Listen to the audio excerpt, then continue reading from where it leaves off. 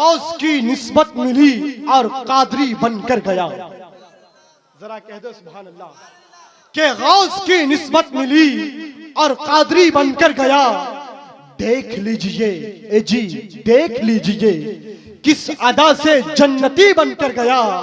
शाह जीलानी का दरबार तो वो दरबार है, चोर आया चोरी करने तो वली बनकर गया। हाँ, चोर आया चोरी करने तो वली बनकर गया।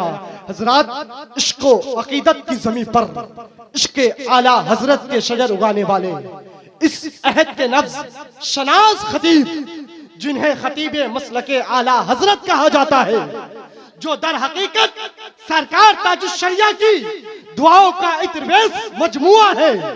दौरे मौजूदा में इनका शुमार बड़े बड़े खुतबाए अहले सुन्नत में होता है, जिनकी खिताबत में रंग है, चाशनी है, लजीज तर्ज फिक्र की आमेजिश है, जिनके अल्फाजे खिताबत में हुस्न है, पुरकारी है, जोश है, वलवला है, जिद्दत है, जो असरे हाजिर के बेलौस मुबल्लिगो मुईद है। मेरी मुराद शहरे यारे खिताबत, नौबहारे फसाहतो बलागत, दुआए मुफ्ती आजम कटियार, असीरे हुजूर मुफ्ती आजम हिंद, खलीफाए हुजूर ताजुश शरिया हजरत अल्लाह मौलाना मुफ्ती शहरे यार रजा खान साहब किबला मोहतमिम दारुल उलूम कलीमिया कस्बा पूर्णिया की जात है, जो आज के जलसे के खुसूसी मुकर्रिर, जाने महफिल, शाने महफिल और मीरे मजलिस के एतबार से जलवा तराज है। मैं इंतहाई अदब एहतराम के साथ खलीफाए हुजूर ताजुश शरिया का मैं हजरत का इस्तकबाल कर रहा हूँ नारे तकबीर और रिसालत की गूंज में। नारे तकबीर जरा बुलंद आवाज से के लबों पे जामे इल्लल्लाह के जो प्याले लगाते हैं, मुनाफिक की जुबानों पर वही ताले लगाते हैं। जो दल वाले हैं, जो दल वाले हैं, करते हैं हमेशा दल ही की बातें। नबी के नाम का नारा तो दिल वाले लगाते हैं। हम लोग दिल वाले हैं, जरा दिल से नारे का जवाब दीजिए।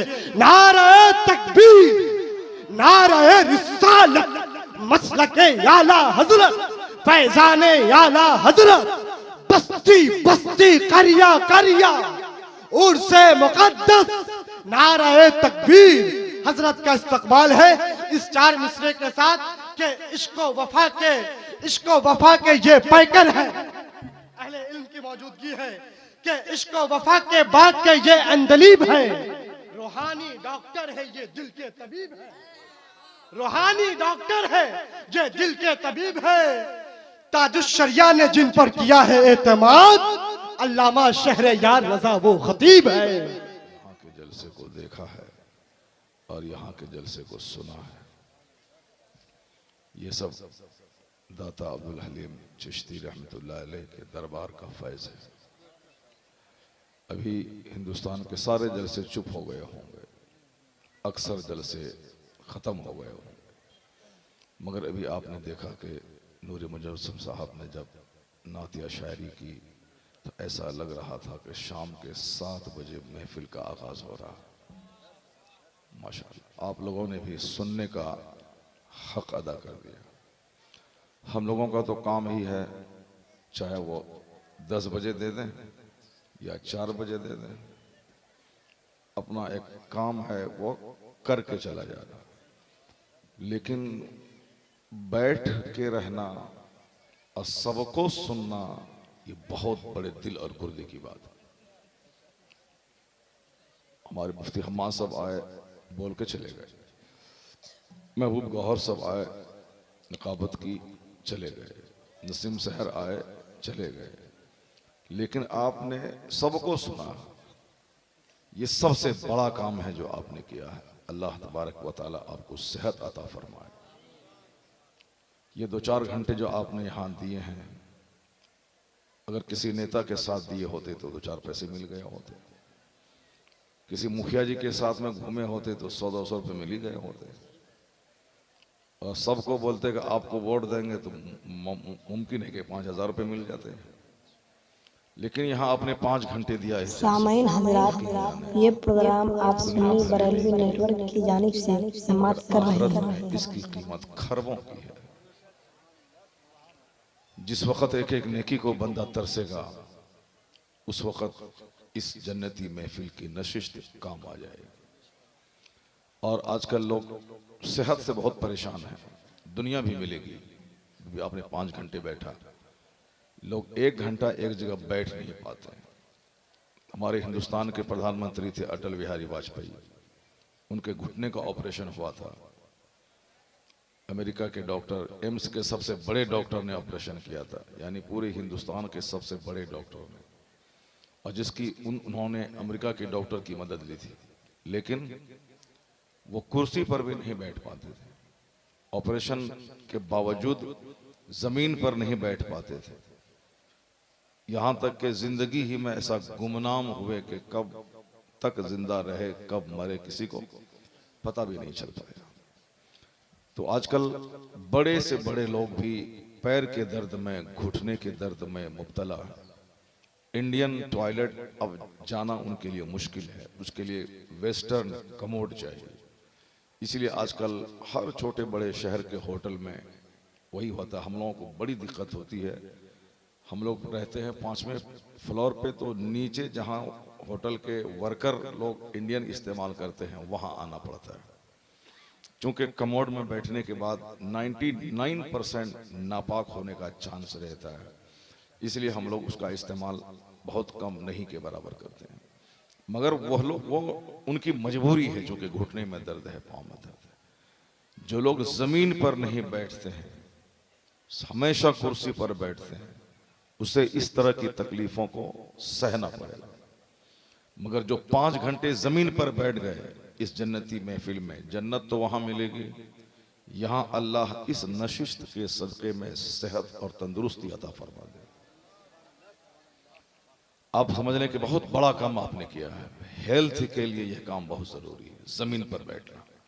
एक बहुत बड़े स्कॉलर, बहुत बड़े तबीब ने कहा था कि आज अगर घुटने के दर्द से बचना चाहते हैं तो घंटों तक चटाई पर आप बैठे, जिस तरह नमाज में आप बैठते हैं उस तरह आप बैठने के आदि, जैसे हमारे नकीब साहब बैठे हुए हैं इस तरह, और पालती मार के भी आप बैठे, मगर जमीन पर बैठे, रोजाना 2-4 घंटे बैठे, और बैठ करके सिर्फ अखिलेश और मायावती न किया करें।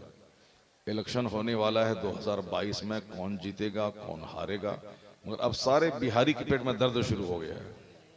पंडित जी दोबारा आ गए तो क्या होगा, और साहब अखिलेश जी आ जाएंगे तो क्या होगा, मायावती जी आएगी तो क्या होगा। वो जीतेगा वो हारेगा, वो आएगा वो जाएगा, वो उनका काम है।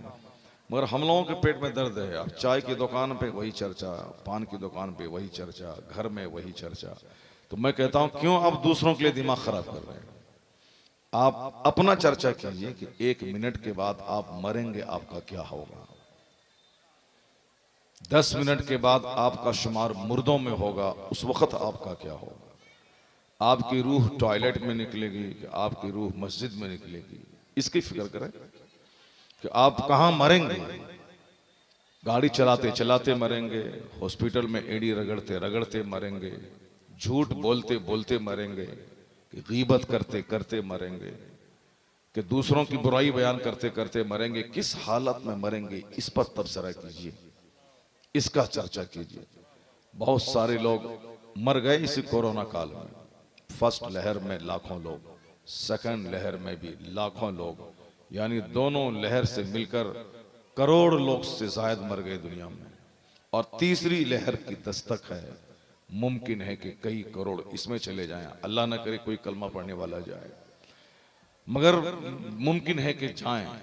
हो सकता है कि अल्लाह करे कि औलिया सालिहीन के सदक़े में इस लहर को डैमेज कर दे, ख़त्म हो जाए, ताकि हिंदुस्तान और पूरी दुनिया अमन और सुकून की सांस ले सके। मगर चांस तो है कि उन दोनों लहरों को भी पीछे छोड़ दे ये लहर जो आने वाली है। अब इस लहर में किसकी बारी है? मेरी बारी है कि आपकी बारी है। फर्स्ट लहर में लोग झुठलाते थे कि साहब ये बस कहना सुनना है, सब कुछ नहीं है, ये सब कहने सुनने की बातें हैं, ये सब साजिश है, पॉलिटिकल साजिश है, मोदी जी की चाल है, फला कहा, ये है वो है, लोग कहते हैं। मगर दूसरी लहर में जब लाश निकलने लगी घर से, साहब तमाम कब्रिस्तान और शमशान घाट जब लाशों से भर गए, तो लोगों ने कहा नहीं नहीं कोरोना है।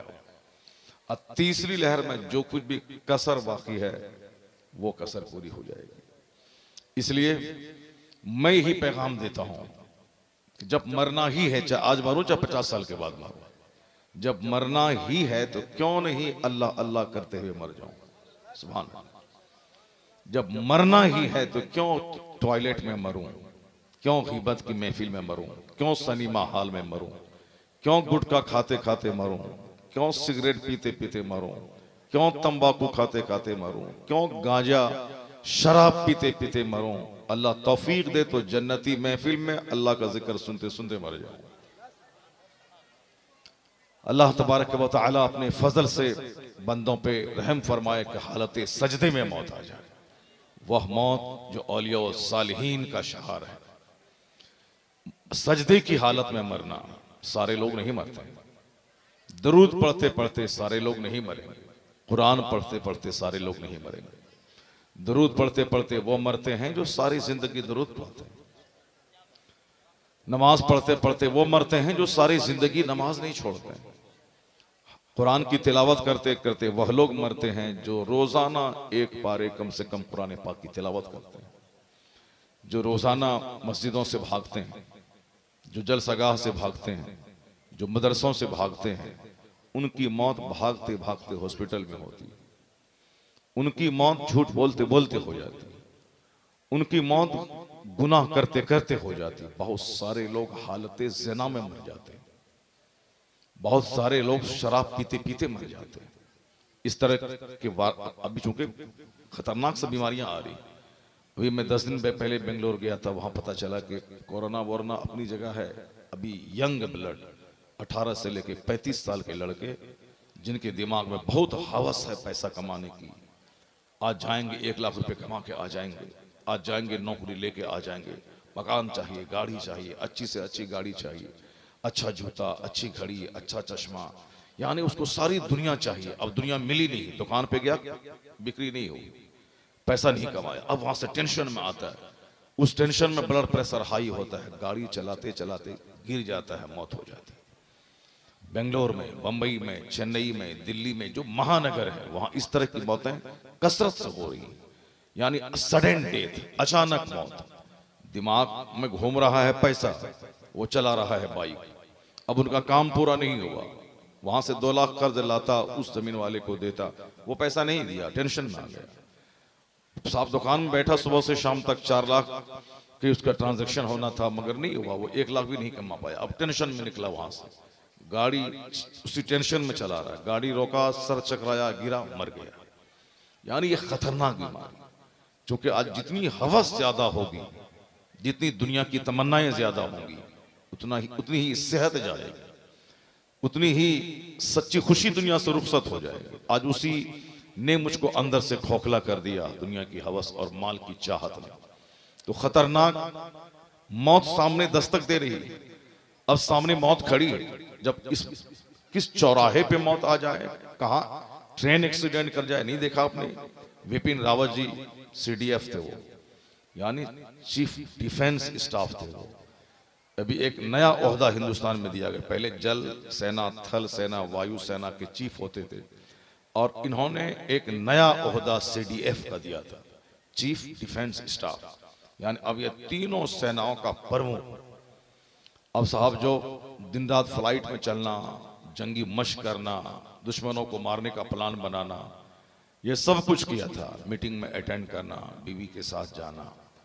अब आदमी कोई दिल्ली से चल के पटना आता है, 1.5 घंटे लगता है, 1 घंटा 40 मिनट, 10 मिनट आगे पीछे। अब वो 1.5 घंटे तक आराम से आ गया। वो हाजीपुर से अगर आप चढ़े होंगे तो देखे होंगे कि जहाज लैंड करते हुए हाजीपुर से इधर से फिर उस तरफ से, तो अब 5 मिनट रह गया है लैंडिंग में। अब आदमी तैयारी करता है कि अब उतरने वाले हैं। अब अपने तौर पर साहब वो मोबाइल कहाँ है, पर्स कहाँ है, जूता कहाँ है, मौजा कहाँ है, ठीक ठाक फिट फाट होता है, उतरने वाला, जहाज लैंड करने वाला। अब उसी लैंडिंग के टाइम में फ्लाइट क्रैश हो जाए, 5 मिनट रहे। अब ये बताएं कि कश्ती किनारे जाके डूबी, बिल्कुल करीब आ गई, मकानात नजर आ रहे हैं। कौन? चीफ डिफेंस स्टाफ, उनकी वाइफ और 13 लोग जो सब के सब आला ओहदेदार थे। जिनके नजदीक पानी की तरह है वह हेलीकॉप्टर नचाना चलाना वो सब के सब चले गए। ये कयामत की अलामत है कि अचानक मौत तारी होगी। हम लोगों ने कभी इस पर गौर नहीं किया, क्योंकि हम लोगों को पैसा कमाने से फुर्सत कहाँ है, माल चाहिए, दुकान चाहिए, गाड़ी चाहिए। इसीलिए तो मस्जिद वीरान है हमारी। सब छोकरे मोबाइल चलाते हैं रात के 3 बजे तक और सोते हैं सुबह के 10 बजे तक।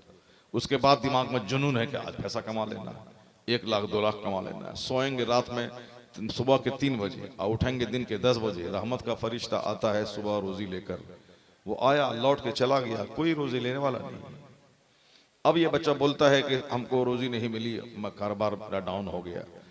जो रात भर मोबाइल चलाएं, कान में वायर ठूस के सर हिलाएं, ऐसे ऐसे हिलाएं। अब जैसे कि उसको बहुत मस्ती मिल रही है जिंदगी।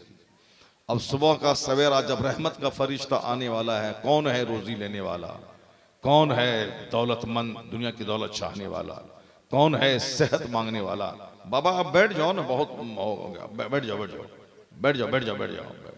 हाँ बहुत अच्छा काम कर रहा है, ठीक है बैठ जाओ। आप बैठ जाएं, सबसे अच्छा काम वही है। आप बैठ जाएं, सबसे अच्छा काम वही है। आप हाँ बिल्कुल बैठ जाएं, बैठ जाएं।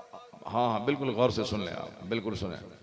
मैं कह रहा था कि हमें तो फुर्सत नहीं, रात जब रहमत के फरिश्ते के आने का टाइम हुआ हम सो गए।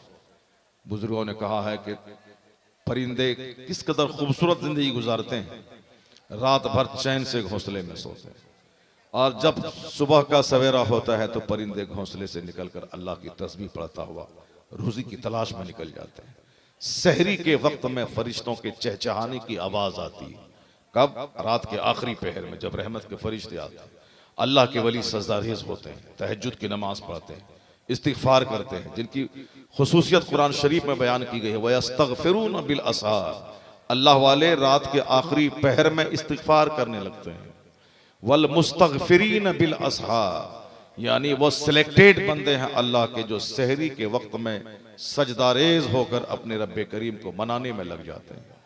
डॉक्टर इकबाल कहते हैं, इश्क जब सिखाता है आदाब खुद आगाही, खुलते हैं गुलामों पर असरारे शहनशाही। अत्तार हो, रूमी हो, राजी हो, गजाली, कुछ हाथ नहीं आता बे आहे सहरगाही। यानी कोई अत्तार नहीं बन सकता जबकि रात के आखिरी हिस्से में आंसू न बहाए। कोई गजाली नहीं बन सकता जब तक के रात के आखिरी पहर में आंसू न बहाए। यानी विलायत के दरवाजे बंद रहेंगे जब तक कि इस आखिरी पहर में बंदा रोए नहीं, गिड़गिड़ाए नहीं। आखिरी पहर जैसे एक दुल्हा दुल्हन का मुंतजिर रहता है। एक दुल्हन शबे उरूसी में, शादी की पहली रात में शौहर का इंतजार हुजरे में करती है, उसी तरह ही अल्लाह के नेक बंदे रात के आखिरी पहर का इंतजार करते हैं। ये खुसूसी रहमतों के नुज़ूल की घड़ी, जिसमें आंसू बहाने में, दुआ करने में, तिलावत करने में, इस्तिग़फ़ार करने में, अल्लाहु अल्लाहु का विर्द करने में, ये वो वक्त होता है। दुनिया के औलिया सालिहीन जिक्र की लज्जत उठाते हैं, मगर ये हमारे छोकरे रात भर मोबाइल चला के उसी रहमत की खुसूसी नुज़ूल की घड़ी में वो सो जाते हैं। जैसे रात भर कुत्ते इस गली में उस गली में, यहाँ भौंकना वहां भौंकना, यहाँ दौड़ना वहां दौड़ना। रात के 12 बजे आप जाएं, कुत्ता इधर से हुल्लड़बाजी करता है, इस गली में उस गली में, यहाँ 10 कुत्ते इधर चले गए, 5 कुत्ते उधर चले गए। और जहां ये रात का आखिरी पहर आया, सारे कुत्ते ढेर हो जाते हैं। कोई नाली में, कोई राख पर, कोई मिट्टी में, कोई दलान में, कोई सीढ़ी पे। आप फजर की नमाज पढ़ने के लिए आप जाएं, सारे कुत्ते सोए मिलेंगे आपको, रास्ते में, दलान में। क्यों? ये कुत्ते की खसलत है कि वो रात के आखिरी पहर में सो जाते हैं। और मुर्ग की खसलत है कि रात भर चैन से सोना। अब जरा रहमत के फरिश्ते आने लगे तो मुर्ग बांग देने लगते हैं। रहमत के फरिश्तों को देख के मुर्गा बांग देता है। रहमत के फरिश्तों को देखकर घोंसलों के परिंदे घोंसले से निकलकर तस्बीह पढ़ते हुए वह रोजी की तलाश में निकल जाते हैं। परिंदों के चहचहाना, अल्लाह की तस्बीह पढ़ना। ये मुर्ग का बांग देना, अल्लाह की तस्बीह पढ़ना। ये कुत्ते हैं जो उसी खुसूसी वक्त में ढेर हो जाते हैं, और ये परिंदा है जो उसी खुसूसी वक्त में अल्लाह की तस्बीह पढ़ता है। तो अब औलिया सालिहीन कहते हैं, बंदे अपना कैरेक्टर का जायजा ले ले कि तेरा किरदार किससे मेल खाता है। परिंदों से मेल खाता है, मुर्ग से मेल खाता है या कुत्तों से मेल खाता है? रात भर साहब फिल्में देखना, कहकहा मारना, मस्तियां करना, खूब कहकहा मारना, कॉमेडी सुनना, जिंदगी का जितना टेंशन है उसको दूर करने के लिए इलेक्ट्रॉनिक गुड्स के से करीब रहना, मोबाइल से चिपका रहना, कॉमेडी सुनना, साहब फिल्में देखना, गाने सुनना, खूब सर हिलाना। और जब रहमत के फरिश्तों के आने का टाइम हुआ तो जहां चाहा वहीं ढेर हो गया।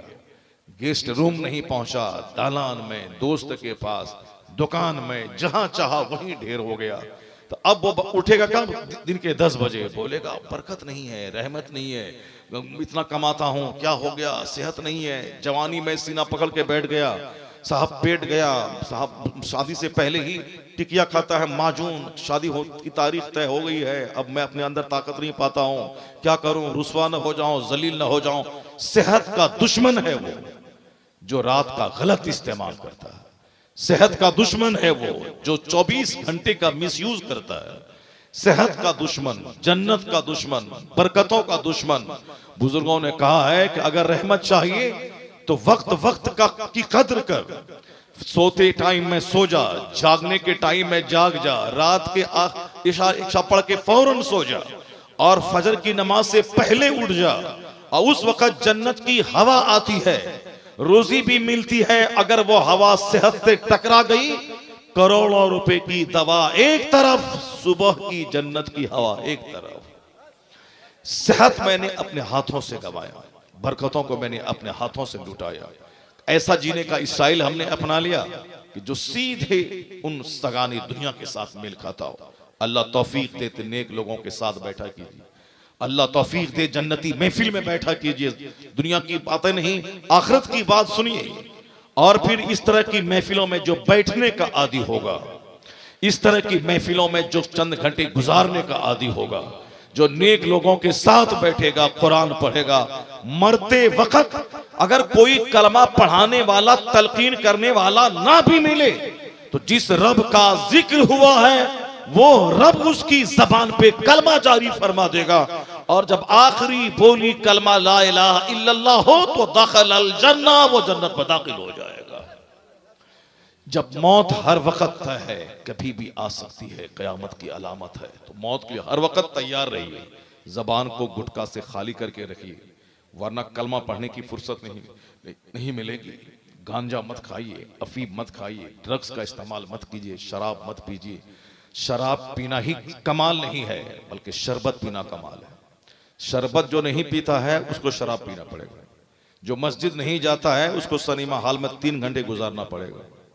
जो इस जन्नती महफिल में नहीं आता है उसे नेताजी की चप्पल उसको ढोनी पड़ेगी। जो आलिमों को सलाम नहीं करता है उसे शराबी, पापी, जानी, बलात्कारी को सलाम करना पड़ेगा। जो नेक लोगों की सोहबत में नहीं रहता है उसे नाच गाने की सोहबत में जाना पड़ेगा। जो अपनी मां के कदम को नहीं चूमता है उसे अपनी बीवी के पांव को चाटना पड़ेगा। जो नेक लोगों की सोहबत में नहीं रहेगा उसे शराबियों, पापियों का जूता खाना पड़ेगा। नहीं देखा आपने एक शख्स जो अपने आप को मुसलमान कहलाता था, जो कहता था कि मस्जिद मेरी जगह है, जो कहता था कि मैं कुरान पढ़ता हूं, लेकिन उसके दिमाग में यह बात समझ में नहीं आई कि कुरान क्या चीज है। उन्होंने वो अपनी मंतिक घुसेड़नी शुरू कर दी। ये कुरान में लगता है कि इसकी आयतें दूसरों ने बढ़ा दी। उन्होंने सैयदा आयशा जो सिद्दीका है, जिनकी सदाकत की कहानी कुरान ने बयान किया, उसने उस मुकद्दस माँ पे जिनकी जिंदगी का एक एक लम्हा अल्लाह की इबादत में गुजरा। दुनिया की करोड़ों माएँ हमारी जिन माओं की धूल और गर्द के बराबर नहीं है, वो मुकद्दस माँ उम्मुल मोमिनीन आयशा सिद्दीका रज़ी अल्लाह ताला अन्हा। जालिम बदतमीज उनकी शान में गुस्ताखी करने लगा। कुरान करीम जिसका कोई जवाब नहीं, कुरान करीम का हर्फ अनचेंजेबल है। आज की तारीख में दुनिया के बेशुमार वैज्ञानिक कुरान पे गौर करते करते हक जैसे जाहिर हुआ वो कलमा पढ़ के मुस्तफा के गुलाम बन जाते हैं। अभी मेगाटे तेजासन थाईलैंड यूनिवर्सिटी का प्रोफेसर, उसने एक नई चीज दरियाफ्त की कि दर्द का एहसास चमड़े में होता है। उनसे पहले किसी वैज्ञानिक की नजर इस पर नहीं गई थी। उनकी खूब पसीराई दुनिया में हुई कि जो काम आपने किया वो किसी ने नहीं किया। मस्त था, किताबें लिखी, कई साल तक तहकीक किया, तब जाके एक नई चीज दुनिया के सामने पेश की। सऊदी अरब की राजधानी रियाद में हर साल या कई साल के बाद एक सेमिनार मुनक़िद होता है जिसमें दुनिया भर के वैज्ञानिकों को दावत दी जाती है और फिर कुरान शरीफ की आयतों और अहादीस को उन साइंसी इजादात से कंपैरिजन करा करके बताया जाता है कि मजहब इस्लाम किस कदर इस जदीद साइंस से मेल खाता है। इस तरह के लिए हर साल कुछ न कुछ नई बातें दुनिया के सामने आती है। थाईलैंड यूनिवर्सिटी का प्रोफेसर उस मधु हुआ, वहां गया, उन्होंने मकाला पढ़ा कि जो काम मैंने किया है वो आज तक मुझसे पेशतर किसी वैज्ञानिक ने नहीं किया। वैज्ञानिक का यही नशा रहता है कि मैं कोई ऐसा काम करूं जो मुझसे पहले किसी ने नहीं किया हो। जैसे माइक्रोफोन दिया, किसी ने मोबाइल दिया, किसी ने कंप्यूटर दिया, किसी ने इंटरनेट दिया, किसी ने मशीन दी। हम लोगों ने क्या किया? गुटखा खाया, बीड़ी पिया, सिगरेट पिया, मर गया, माँ बाप को बदनाम किया, समाज को जलील किया, माँ बाप की नाक कटवाया, किसी छोकरी को लेके भाग गए, हमारी बेटी किसी छोकरे को लेके भाग गई। यानी उनकी जिंदगी का मकसद एक छोकरा पाना, जिंदगी का मकसद एक छोकरी को पाना, जिंदगी का मकसद बस सिर्फ एक जानवर की तरह गुजारना।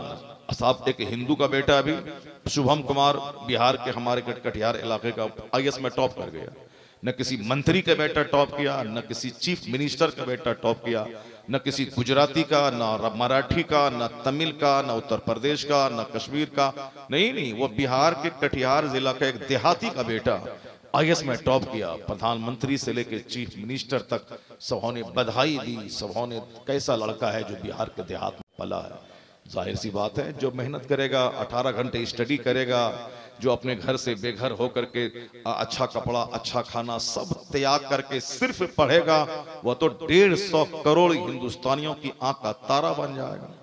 जो मेरा बेटा बाप की जमीन बेचवा के पटना में जाके, इलाहाबाद में जाके वह सिर्फ मोबाइल चेंज करेगा, नेट पैक भरवाएगा, 5 घंटे बैठ कर तमाशा देखेगा, और साहब क्या है कि वह दोस्ती करेगा, शाम के टाइम में घूमने गंगा के किनारे निकलेगा, सिर्फ दूसरों की बहू बेटी में पूरी निगाह डालेगा, सेल्फी लेगा, और जब नौकरी नहीं मिलेगी तो बोलेगा नहीं, ये हिंदुओं का मुल्क है, यहाँ नौकरी कहाँ मिलती है, यहाँ तो साहब मुसलमानों से भेदभाव होता है। तो जूता मारे उस बेटे के चेहरे पे, कहे बदतमीज। अभी ये वक्त है मोदी जी का, हिंदुस्तान के सीएम पीएम है वो। अभी साहब उत्तर प्रदेश के सीएम हैं पंडित जी, गृह मंत्री हैं अमित शाह जी। लेकिन इस बार जो आईएएस का रिजल्ट निकला है, उस रिजल्ट में 25 से 30 बच्चे मुसलमानों के आईएएस निकालने में कामयाब हो गए। यानी अब हमारे 25 बच्चे 25 डिस्ट्रिक्ट के डीएम बनेंगे। कब? मोदी जी की मौजूदगी में। इस वक्त हिंदुस्तान में क्या हालात है सबको मालूम है। इसका मतलब ये निकला कि ये गलत बात है कि मुसलमानों को नौकरी नहीं मिलती है, वरना ये मुसलमानों के 25 बच्चे इस बार, अभी 2 महीना पहले रिजल्ट निकला, वो कैसे डीएम बनने में कामयाब हो गए और मोदी जी की मौजूदगी में, जबकि सारे लोग कहते हैं। इसलिए वहां नहीं देखा जाता है कि कौन मुसलमान है कौन क्या है, काबिलियत देखी जाती है, एबिलिटी देखी जाती है। जब मुकाबला यहां सख्त हो गया है, पहले कमजोर किस्म का आदमी मुकाबले में था तो मामूली सी ताकत से काम चल जाता था, लेकिन जब मुकाबला सख्त हो गया है, यहाँ 100% नंबर लाना पड़ेगा। यहाँ 10 घंटे पढ़ने से काम नहीं चलेगा, बल्कि 18 घंटे स्टडी करनी पड़ेगी। यहाँ मामूली स्टडी से काम नहीं चलेगा, 99-100% नंबर लाना पड़ेगा। जब मद्दे मुकाबिल ताकतवर है तो उसके मुकाबले में ज्यादा ताकत चाहिए। इसलिए मैं कहता हूं कि दुनिया में कामयाबी हासिल करने के लिए यहाँ के ज़ाब्ते का फॉलो करना पड़ेगा। अल्लाह रुज़ी देने वाला है, मगर जमीन पे चलना होगा, मेहनत करनी होगी, दरख्त लगाना होगा, दाना डालना होगा, वक्त पे पानी देना होगा, फसल काटनी होगी, तैयार करना होगा, उसको दमाई करनी होगी, उसको साहब मिल में ले जाना होगा, वहां से आटा लाके गूंदना पड़ेगा, रोटी बनानी पड़ेगी, तब वो पेट में जाएगा। ऐसा नहीं, रुज़ी देने वाला अल्लाह है, मगर जमीन में फैलना है। अल्लाह चाहेगा तो इस हैंडल में, सूखे माइक्रोफोन में खजूर का पेड़ निकाल देगा। अल्लाह चाहेगा तो आम के पेड़ में सेब डाल देगा। लेकिन कुदरत का कानून ये नहीं है। कुदरत का कानून है कि आम के पेड़ से आम निकलेगा, सेब के पेड़ से सेब निकलेगा, गेहूं के खेत से गेहूं निकलेगा। जैसा पौधा वैसा फल, वैसा दाना। ऐसा नहीं होगा कि आम के पेड़ से कटहल निकल जाए। जब यह दस्तूर है तो फिर यहाँ के दस्तूर का फॉलो करना होगा। अब मैं कहता हूं कि हाँ, एक बेनिफिट ये मिलेगा, हम मुसलमान हैं, हमें अल्लाह पर यकीन कामिल हासिल है। हम औलिया और सालिहीन के आस्थाने पे जाके जहां वो आराम करते हैं वो जगह मकाम मुस्तजाब हो जाती है, वहां दुआ कबूल होती है। हम गुनहगार हैं, लेकिन जो नेकी का पुतला है अल्लाह उनकी बात को नहीं टालता, वहां दुआ कबूल होती है। अब हम वहां चले जाएं, बैठ करके 24 घंटे रहें, दाता सबको आप देते हैं, मुझे डीएम बना दीजिए, मुझे डीएम बना दीजिए, मुझे डीएम बना दीजिए। ना मैट्रिक करें, ना आईए करें, ना बीए करें, ना यूपीएससी की तैयारी करें, ना पीटी दें, ना मेंस निकालें, ओरल वाइवा निकालें, दाता डीएम बना दीजिए। दाता कब्र अनवर से निकल के 2-4 तमाचा मारेंगे, कहेंगे बदतमीज, अगर डीएम बनना है तो डीएम बनने के लिए तुम्हें पढ़ना पड़ेगा, मेहनत करनी पड़ेगी, वहां जाना पड़ेगा, कंपटीशन फेस करना पड़ेगा। हाँ, वहां सारी मेहनतें करो, उसके बाद यहां आकर के अपने रब्बे करीम से इस कब्र अनवर के वसीले से दुआ कर दो, तो फिर क्या होगा, तेरी रहमत भी रंग लाएगी और फिर इस मकाम में मुस्तजाब की बरकत भी रंग लाएगी। इधर से तेरी मेहनत चलेगी, उधर से रब की रहमत आएगी, और दोनों मिलकर दूसरों के मुकाबले में ज्यादा कामयाबी से हमकिनार कर देगी। यानी कदीर पर एतमाद और भरोसा करना पड़ेगा, फिर औलिया और सालिहीन की निगाहे करम पड़ेगी, सबसे पहले कामयाब तुम बनेगा। दूसरों के हिस्से में सिर्फ मेहनत है और तुम्हारे हिस्से में मेहनत भी है, खुदा की रहमत भी है। कोई कौम दुनिया की तुझसे मुकाबला नहीं कर पाएगी, सबसे आगे तुम रहेगा। आंख बंद करके दुनिया में जिया नहीं जाता है। जन्नत मिलेगी कलमा पढ़ने वालों को, लेकिन दुनिया में कामयाबी मिलेगी उसे जो मेहनत करेगा, जो दुनिया के नियम का फॉलो करेगा। इसलिए हमें दुनिया भी चाहिए और आखिरत भी चाहिए। और जिसको सिर्फ दुनिया चाहिए वो 18 घंटे पढ़ता है, जिनको सिर्फ दुनिया चाहिए वो सऊदी अरब में जाकर के 10-10 घंटे ओवर टाइम लगा के ऊंट चरा के पैसे कमा के फैक्ट्री डालता है। जिसे सिर्फ दुनिया चाहिए वो रात के 3 बजे उठ के दुकान पे चला जाता है। जिसे सिर्फ दुनिया चाहिए 1 मिनट भी बेकार नहीं बर्बाद करता है।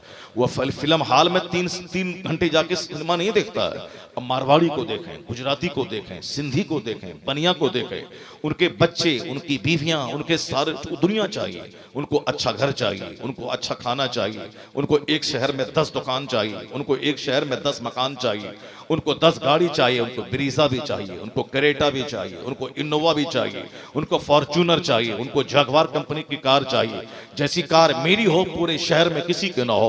अब इतना बड़ा प्लान उसका है, उसके लिए बिल्कुल 8-8 घंटे, 10-10 घंटे, 16-16 घंटे, 18 घंटे रात में सारा शहर सोया है, सारी रात वो काम कर रहा है। साहब नौकर गुलाम सोए हैं, वो काम कर रहा है। जिसे सिर्फ दुनिया चाहिए वह एक मिनट का सही इस्तेमाल कर रहा है।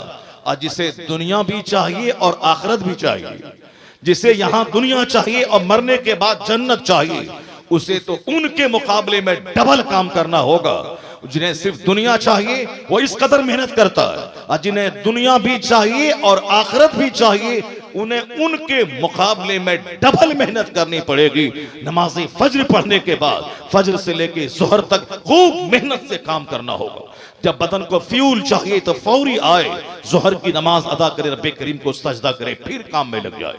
फिर असर जो कारोबार की भीड़ भाड़ का टाइम होता है उस वक्त में अल्लाह रब्बुल इज्जत को सजदा करने मस्जिद आ जाए। फिर असर से मगरिब तक काम में लग जाए, मगरिब की नमाज अदा करे, फिर अपने बाल बच्चों के साथ दिन भर की एक्टिविटीज का एनालिसिस करने में लग जाए।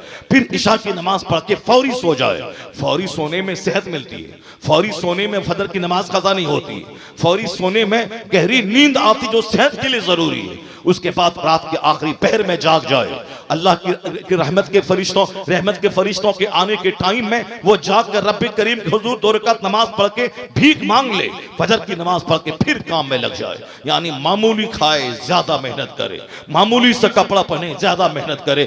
जिसे सिर्फ दुनिया चाहिए उनके मुकाबले में जिसको दुनिया और आखिरत दोनों चाहिए उसे काम भी करनी पड़ेगी, उसे इबादत भी करनी पड़ेगी। ना फजर छूटे ना जोहर छूटे, छूटे, न अस्र छूटे, न मगरिब छूटे, न ईशा छूटे, न तिलावत छूटे, न जिक्र अज़कार छूटे और न मेहनत छूटे। खेत भी ना छूटे, खलियान भी ना छूटे, दुकान भी ना छूटे और कॉलेज भी नहीं छूटे, स्कूल भी नहीं छूटे, स्टडी भी ना छूटे। जिसको दोनों जहान चाहिए उसे डबल मेहनत करनी पड़ेगी और जब यह डबल मेहनत करे तो अल्लाह दुनिया में रहमतों के खजाने देगा, मरने के बाद महबूब की जन्नत में उसे जगह अता फरमाएगा।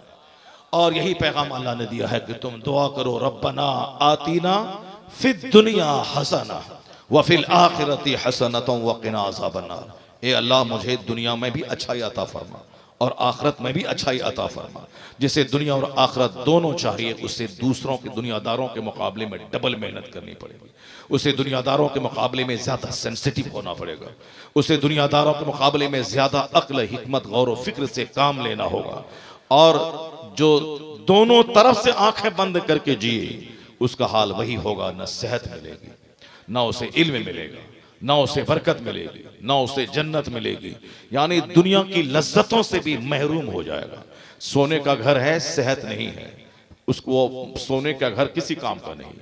50 करोड़ रुपए बैंक में जमा है और हर महीने अमेरिका जाके डायलिसिस करवाना पड़ता है, उसका मकान उसको काटने दौड़ता है। वह सोचता है कि काश मुझको सेहत मिल गई होती, और ये दौलत नहीं मिलती, खरबों का मकान नहीं मिलता, चल जाता।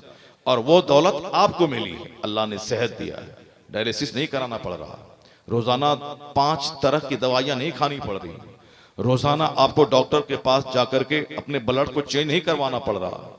आपको अल्लाह ने सेहत दी है। जब सेहत अल्लाह ने आपको दी है, जिनके पास 100 मकान है, सेहत नहीं है, वो यही कहता है कि सेहत मिल जाएगी होती, नमक रोटी खाते 3 टाइम, मगर करोड़ों की जायदाद है मगर रोटी नहीं खा पा रहा हूं, क्योंकि डॉक्टर ने कहा रोटी खाओगे मर जाओगे। तुम्हें सिर्फ जूस पी के रहना, तुम्हें सिर्फ लिक्विड पी के रहना। अब उनके दिल में क्या है कि सारी चीजें मौजूद हैं मगर पेट ही नहीं है, रोटी खाने की सलाहियत नहीं है। अब बिस्तर पे पड़े हैं 25 साल से, लकवा मार दिया है, बिस्तर पेशाब पखाना हो रहा है। अब वो कहते हैं कि दौलत ना होती, सेहत होती तो जिंदगी का मजा मिल गया होता। तो जो नेमत अल्लाह ने आपको दी है, तो फिर आप क्यों उस दौलत के लिए नमाजें छोड़ रहे हैं, क्यों उस दौलत के लिए आप झूठ बोल रहे हैं? जो दौलत उसको काटने दौड़ रही है और वो उसी दौलत के लिए आप लालायित हैं और बेचैन हो रहे हैं। हमको वो चाहिए, चेहरा उजड़ा हुआ है, गोरा चेहरा काला है, नौजवानी में गाल में गोश्त चिपक गया, बूढ़ा खंखर नजर आ रहा है, क्योंकि हवस ने, दुनिया की फिक्र ने अंदर से खोखला बना दिया, अंदर से नामर्द बना दिया।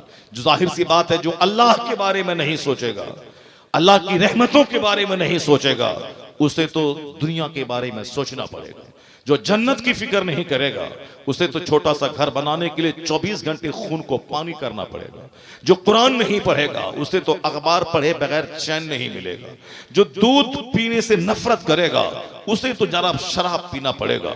जो गुड़ से नफरत करेगा, उसे तो मुमकिन है कि कुत्ते का पखाना चाटना पड़ेगा। जो अच्छी महफिल में नहीं रहेगा, उसे मुमकिन है कि तवाइफ के कोठे पे जाना पड़ेगा। नहीं देखा उस बंदर का हाल? कुरान लाजवाब, हदीस लाजवाब, मुस्तफा लाजवाब, मुस्तफा की बीवियां हम मुसलमानों की माएं लाजवाब, मगर वो कुत्ता बोलता है मुझको समझ में नहीं आ रहा है। तो अगर मैं उसे काट भी देता, कोई नौजवान उसकी लाश के हजारों टुकड़े कर देता, फिर भी वो सजा नहीं होती। एक छोटी सजा थी, गर्दन काटना काट देते उसका, उसकी लाश के हजारों टुकड़े कर देता, लेकिन ये बड़ी सजा नहीं थी। सजा तो बड़ी है कि जहन्नम में खाल जलेगी, फिर नई खाल पैदा होगी। इसी तरह हमेशा सदा खरबों साल वो जलता रहेगा। वो रुसवाई का अजाब तैयार है। इस दुनिया में दुनिया के 1200 करोड़ लोगों ने देखा कि धोबी का कुत्ता न घर का न घाट का रहा, यानी जो मस्जिद से बिदका, जो कुरान शरीफ के खिलाफ जबान खोला, हश्र क्या हुआ? चला था कुरान में एतराज करने, यहां तक कि जो मस्जिद से बिदका है सीधे डासना मंदिर पहुंच गया। जो आलिमों से बिदका है वो नरसिंहानंद जी का तलवा चाटने के लिए चला गया है। जो जनाजे की नमाज से हटा है वो जाके चिता पे अग्नि डालने की वसीयत नरसिंहानंद जी की कर रहा है। यानी जिसको जनाजा अच्छा न लगे उसको तो अपनी चिता पे अग्नि के लिए नरसिंहानंद जी की वसीयत करनी पड़ेगी। जो मस्जिद से भागेगा उसे तो डांसना जाना पड़ेगा, जो शरबत से भागेगा उसे तो नरसिंहानंद का तलवा चाटना पड़ेगा। यानी सारी दुनिया ने देखा, जो टोपी से चिढ़ा है उसे माथे पे तिलक सजाना पड़ा है, जो मस्जिद से भागा है उसे किसी बुत के सामने सजदा रेज होना पड़ा है, जो इस्लाम जैसे सुथरे मजहब पे एतराज किया है उसे मुशरिकाना रस्म और रिवाज को गले लगाना पड़ा है। आज तो धक्के दे के निकला, बोलता धक्के दे के निकाला है। अब वहां पूछा जाता है कि जब धक्के दे के निकला है तो फिर आपने अपनी मर्जी से तो नहीं कबूल किया, आप इस वफादार आप यहाँ के भी नहीं रहे, वहां भी जलील हो रहा है और यहाँ भी जलील होकर निकला है। यानी धोबी का कुत्ता न घर का रहा, न घाट का रहा, न दुनिया का रहा, न जन्नत का रहा। अल्लाह ने उसे जलील करके बता दिया। जो कुरान से बिदकता है उसका अंजाम यही होता है, जो इस्लाम पे हमला करता है उसका हश्र यही होता है। जहन्नम में वहां जलेगा, यहाँ रुसवाई की आग में अल्लाह ने जला दिया। उसे जलील और बेइज्जत करके बता दिया कि जो भी कुरान के खिलाफ जबान खोलेगा उसे इसी तरह रुसवाई की आग में दोनों जहान में जलना पड़ेगा। अल्लाह ने उसे जलील करके बता दिया, अल्लाह ने उसे रुसवा करके बता दिया कि अल्लाह अल्लाह है।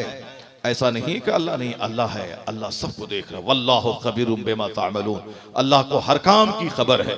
इसलिए हमेशा आंख खोल के दुनिया में जीना चाहिए। अल्लाह रब्बुल इज्जत सबकी खबर ले रहा है, अल्लाह ताला है। और इस दौरे कोरोना में तो हमारा यकीन और मजीद पुख्ता होता चला जा रहा है। इस्लाम हक है, इस्लाम का कानून हक है, मुस्तफा हक है। जो कुछ भी इस्लाम कहता है वो सच है। नहीं देखा आपने, कुदरत का कानून है कि जो धुआं से डरता है उसे आग में डाल दिया जाता है। ये दुनिया है मुसीबत की जगह, यहाँ हल्की फल्की मुसीबत होती रहेगी। यहाँ जब से गाड़ी है, जिस दिन गाड़ी नई निकल के शोरूम से आती है उस दिन गाड़ी बिल्कुल टंच रहती है, लेकिन 5 साल के बाद टायर पंचर होना, हवा का निकल जाना, इंजन में करकर होना। साहब साइकिल को ही देख लें, नई साइकिल निकल के आई है, बिल्कुल मजेदार ढंग से चलती है 2 साल तक। उसके बाद साहब वो हैंडल टेढ़ी हो गई, घंटी खराब हो गई, साहब क्या है को चैन गिरने लगा, वो टायर खराब हो गया। यानी उसी तरह आदमी मेंटेन करता रहता है, जो खराब हुआ ठीक है फिर चला। आखिर में जब वो रीम और साफ फ्रेम वो किसी लायक नहीं रही साइकिल तो आदमी उसको छोड़ देता है। लेकिन जब तक काम चले उससे वो चलाता रहता है। उसी तरह ये जिस्म है, जब तक आदमी बिल्कुल जवान रहता है, जिस दिन पैदा हुआ उस दिन से लेके मरते दम तक ये जिस्म जब इतनी बड़ी मशीन है, खरबों मशीन इसके अंदर है। अगर कभी मिले तो कभी आप साहब ब्रेन को आप देखें कि किस कदर रगे है, कभी आप डॉक्टरों के पास जाके देखें या पेट का सिस्टम कैसा गहरा है। इसी पे गौर करके बेशुमार डॉक्टर कलमा पढ़ के मोमिन हो जा रहे हैं। ऐसा निजाम है डाइजेस्टिव सिस्टम में, लीवर का, स्टोमक का, किडनी का, गुर्दे का, मसाना का, प्रोस्टेट का, बोलो बरास का। यानी एक ऐसा एक बड़ी दुनिया है, जैसे कंप्यूटर है, छोटा सा कंप्यूटर है, दुनिया उसमें अपलोड है। उसी तरह ये पेट है, दुनिया की बेशुमार चीजें। ये ब्रेन है, ये जो सिस्टम है, ये पेट का और साहब ब्रेन का, ये हार्ट्स का या लंग है। बस वो जहां गया वो कीड़ा अंदर में ब्लॉक किया, सीधे ऑक्सीजन की कमी और दम तोड़ के मर गया। यानी पंखा, जिस तरह पंखी चलती है, जिस तरह मशीन में कार चलती रही 10 घंटे तक, पंखा की हवा उसको इंजन को बिल्कुल सर्द रखने में वो काम देती है। उसी तरीके से सारा सिस्टम है सीने का। यह सीने का निजाम, पेट का निजाम, पेशाब पखाने का निजाम, ब्लड का निजाम, रगों का निजाम, ये सारा सिस्टम सब एक बड़ी अजीब सी दुनिया है, बहुत बड़ी दुनिया है। जो इसलिए डॉक्टर सब चीज के स्पेशलिस्ट नहीं होते हैं। कान वाला अलग है, कान में भी हजारों पॉइंट है। आंख वाला डॉक्टर अलग है, उस आंख में भी हजारों नुक्ते हैं कि जहां सब तक सबकी रिसाई सब पर नहीं है। साहब ब्रेन है, ब्रेन में भी बहुत सारे चैप्टर हैं। हर आदमी अलग अलग चैप्टर का एक्सपर्ट होता है। यानी वो अजीम खुदा कि कैसी कारीगरी है कि जिस चीज को देखें सब लाजवाब। जानवर लाजवाब, दूध का सिस्टम लाजवाब, खून का सिस्टम लाजवाब, चारा का सिस्टम लाजवाब, फसलों का सिस्टम लाजवाब। यानी ये लाजवाब दुनिया है। इस सारा काम इसका लाजवाब है। जब इस पर गौर करेंगे तो अल्लाह पर यकीन पैदा होगा, अल्लाह का यकीन पुख्ता होगा, खूब दिल खोल के इबादत करने को जी चाहेगा, खूब अल्लाह रब्बुल इज्जत की बंदगी करने को दिल चाहेगा। पागल जिसके पास अकल नहीं है वो बोलेगा नहीं नहीं कुछ नहीं होने वाला है, मरने के बाद कुछ नहीं होगा, मरने के बाद कुछ नहीं होगा। कौन बोलता मरने के बाद जन्नत जहन्नम में, सब यही दुनिया ही में है। जबकि वो आदमी के पेट में हमेशा 2 केजी पाखाना रहता है, पाखाना रूम में अपने हाथ से साफ करता है, मेहतर वाला काम करता है, ताकि बादशाह भी हो जब अपना पाखाना साफ करे तो पता चले कि मुझ में और मेहतर में क्या फर्क है। गुरूर तोड़ने के लिए अल्लाह ने हमारे साथ बीमारी को लगा दिया है, अल्लाह ने मेरे साथ पाखाना पेशाब का सिस्टम लगा दिया है, अल्लाह ने हमारे साथ बुढ़ापे को लगा दिया है। जवानी में बाल है काला, उसके बाद बाल की सफेदी, ये हमारे गुरूर को तोड़ने के लिए है। अचानक बीमारी, बाल बच्चे की मौत, मौसम की तब्दीली, जलजला, सैलाब, ये सारी चीजें आंख खोलने के लिए हैं, हिबरत हासिल करने के लिए हैं। अल्लाह की खूबसूरत दुनिया में सारी चीजें लाजवाब है। अल्लाह ने ये दुनिया को बहुत खूबसूरत बनाया है। अगर आप मैदानी इलाके में रहते हैं तो कभी आप पहाड़ी इलाके में जाएं, ऐसा लगेगा कि वहां से वापस ना हो। हम लोग उत्तर प्रदेश और बिहार में खिताब करते हैं, लेकिन कभी ऊटी जाएं, कभी नेपाल के काठमांडू जाएं, कभी कश्मीर जाएं, पहाड़ ऊपर से गुजरें तो अब वहां से लगता है कि इंसानी आबादी बिल्कुल चूंटी की मानिंद, यानी डल झील को, अनंतनाग को, अब श्रीनगर में वो साहब देखें तो ऐसा लगता है कि क्या हसीनो जमील दुनिया है अल्लाह की। निशात बाग, शालीमार बाग, यानी ऊटी जाएं साउथ इंडिया में, केरला जाएं जो झीलों का स्टेट है, जिसको वह लोग अपनी जबान में खुदा का अपना मुल्क कहता है, गॉड्स ओन कंट्री केरला को कहते हैं, यानी वो इलाका है। ऐसी खूबसूरत दुनिया है। अल्लाह ने इस खूबसूरत दुनिया को बनाया था ताकि मेरे बंदे का दिल लगे, मेरा बंदा यहाँ रहे, जब जी करे पहाड़ पे जाए, जब जी करे समंदर के किनारे जाए, जब जी करे बाग में घूमे, और फिर रोटी भी खाए, चावल भी खाए, आलू भी खाए, सीजनल सब्जी भी खाए, काजू खाए, किशमिश खाए, अखरोट पिस्ता दाना खाए, और फिर मौसमी फल आम भी खाए, जामुन भी खाए, लीची भी खाए, और सीजनल वेजिटेबल भी खाए। एक परमानेंट सब्जी है आलू, वो भी खाए, और कभी घेरा खाए, कभी कद्दू खाए, लौकी खाए, कभी झिंगली खाए, कभी साहब सेम खाए। यानी सीजनल फ्रूट्स में अलग अलग क्वालिटीज होती है, अलग अलग गुण होते हैं, उसमें भरपूर मिकदार में प्रोटीन, विटामिन, ग़िज़ाइयत सारी चीजें होती हैं। अल्लाह ने मेरे लिए, अल्लाह का फरिश्ता नहीं कहता है, अल्लाह खाने से पाक है, वह हमारे लिए इन सारी चीजों को पैदा किया। कहीं धान की खेती की हरियाली, कभी गेहूं की खेती की हरियाली, कभी मक्के की खेती, कभी बाजरा की खेती, कहीं कपास की खेती, कहीं सेब के बागात, कहीं आम के बागात। ये इसीलिए है ताकि बंदा यहाँ इस दुनिया का लुत्फ उठाए, और यहाँ जब भी समंदर के किनारे जाए तो रब्बे करीम की कुदरत याद करके समंदर के किनारे सजदा रेज हो जाए, और जब किसी बाग में जाए उसका हुस्न देखकर मबहूत हो जाए और कहे इलाही ये दुनिया का बाग इतना हसीन है तो जन्नत का बाग कितना हसीन होगा। यानी ये बाग उसे जन्नत के बाग की याद दिलाए, उस बाग में मुसल्ला बिछा के सजदा रेज हो जाए। इलाही ये बंबई जैसा शहर जहां हिंदुस्तान की आधी दौलत रहती है, वो समंदर के किनारे कैसे आबाद है। हिंदुस्तान का सबसे कीमती इलाका वह पीटर रोड है, जहां मुकेश अंबानी का 36 मंजिला घर है। वह पीटर रोड है जहां के एक एक फीट की कीमत साहब लाखों में है। वो कहां है? समंदर के किनारे। समंदर की मौजें जब उठती हैं तो लगता है कि बंबई शहर को अपने आगोश में ले लेंगे। समंदर के किनारे इतना हिंदुस्तान का सबसे कीमती शहर को आबाद किया है। समंदर है, उसके किनारे 150 मंजिला मकान मौजूद है। आखिर ये वहां जाने के बाद खुदा की कुदरत बंदा याद करे कि कैसा है वो खुदा जो समंदर के किनारे समंदर में शहर को आबाद किया है। या पूरी दुनिया के बड़े बड़े शहर वो आइलैंड है, टापू है। वो लंदन चारों तरफ से समंदर में घिरा, पेरिस समंदर से घिरा हुआ शहर, इंडोनेशिया समंदर में घिरा हुआ वह 10-11 टापू हैं जो जकार्ता, सुमित्रा, ये सब इंडोनेशिया के स्टेट्स हैं। वो अलग अलग सब जजीरा नुमा है। बीच समंदर में यहाँ टापू वहां टापू, वही सुमित्रा है, वही जकार्ता है। वह थाईलैंड, साथ मलेशिया, ये हिंदुस्तान का चेन्नई शहर जो 4 महानगरों में एक बड़ा महानगर है समंदर के किनारे। बंबई समंदर के किनारे, कलकत्ता समंदर के किनारे, वो सब गल्फ कंट्रीज 3 तरफ से समंदर हैं, बीच में 25 ममालिक है। यानी दुनिया का 75% हिस्सा जैसे कि पानी का समंदर का हो, समुद्री इलाका, समंदर समंदर के किनारे हसीन तरीन शहर। आप बहरीन जाके देखें, जहां दो समंदर आपस में मिलते हैं, वहां वो बहरीन समंदर के किनारे बड़ा बड़ा शहर अबू ज़हबी जो खूबसूरत शहर वो समंदर के किनारे। दुबई समंदर के किनारे जो अमेरिका की कॉलोनी कहलाता है, यानी बड़े बड़े शहर समंदर के किनारे हैं। जब वहां जाए तो बंदा का इलाही ये पहाड़ जैसा समंदर, यहाँ जहां पानी मौजें मार रहा है, एक दो चार हाथ ऊपर बढ़े तो सारा शहर समंदर में गुम हो जाए। और तेरी कुदरत की तूने इस समंदर के बीचों बीच इतना हसीन शहर तूने आबाद किया है। तो समंदर के किनारे बंदा मुसल्ला बिछा के 2 रकात नमाज अदा कर ले। माबूद तू ही सब कुछ है, हम बंदा कमजोर है, हम मखलूक हैं, तू खालिक है, हम कमजोर हैं, तू ताकतवर है, हम मोहताज हैं, तू गनी है। बंदा को ये कहने के लिए ही ये सारी चीजें थी रूहानी खुराक। मगर इस शरीर बंदे ने इस दुनिया के साथ क्या सलूक किया। समंदर के किनारे सजदा करना था, उसी समंदर के किनारे को जना से इन बंदों ने भर दिया। अभी 31st नाइट आने वाली है, गोवा समंदर के किनारे अभी से वहां यात्रियों का पर्यटक का आना शुरू हो गया होगा। अब 31st नाइट से पहले 25 को क्रिसमस है और उस 31st नाइट तक वहां क्या धमाल मचेगा। एयरपोर्ट पे हर तरफ शराब ही शराब, शराब की गंदी महक। समंदर के किनारे जैसे मादरजात बरहाना 25 लाख रुपए खर्च करके कोई अमेरिका से यहां आया हो और फिर समंदर में डुबकी लगा के रेत पर सो गया हो, जब मादरजात बरहाना होके सो गया हो। जैसे कि वो डुबकी लगाने और सोने के लिए, शराब पीने, मस्ती करने और समंदर में जहाज में जुआ खेलने के लिए वो गोवा मशहूर है, जहां जुआ खिलवाने वाली कंपनी उसके जहाज मौजूद है। अब वहां जमा हो गए सारे शराबी जमा होंगे।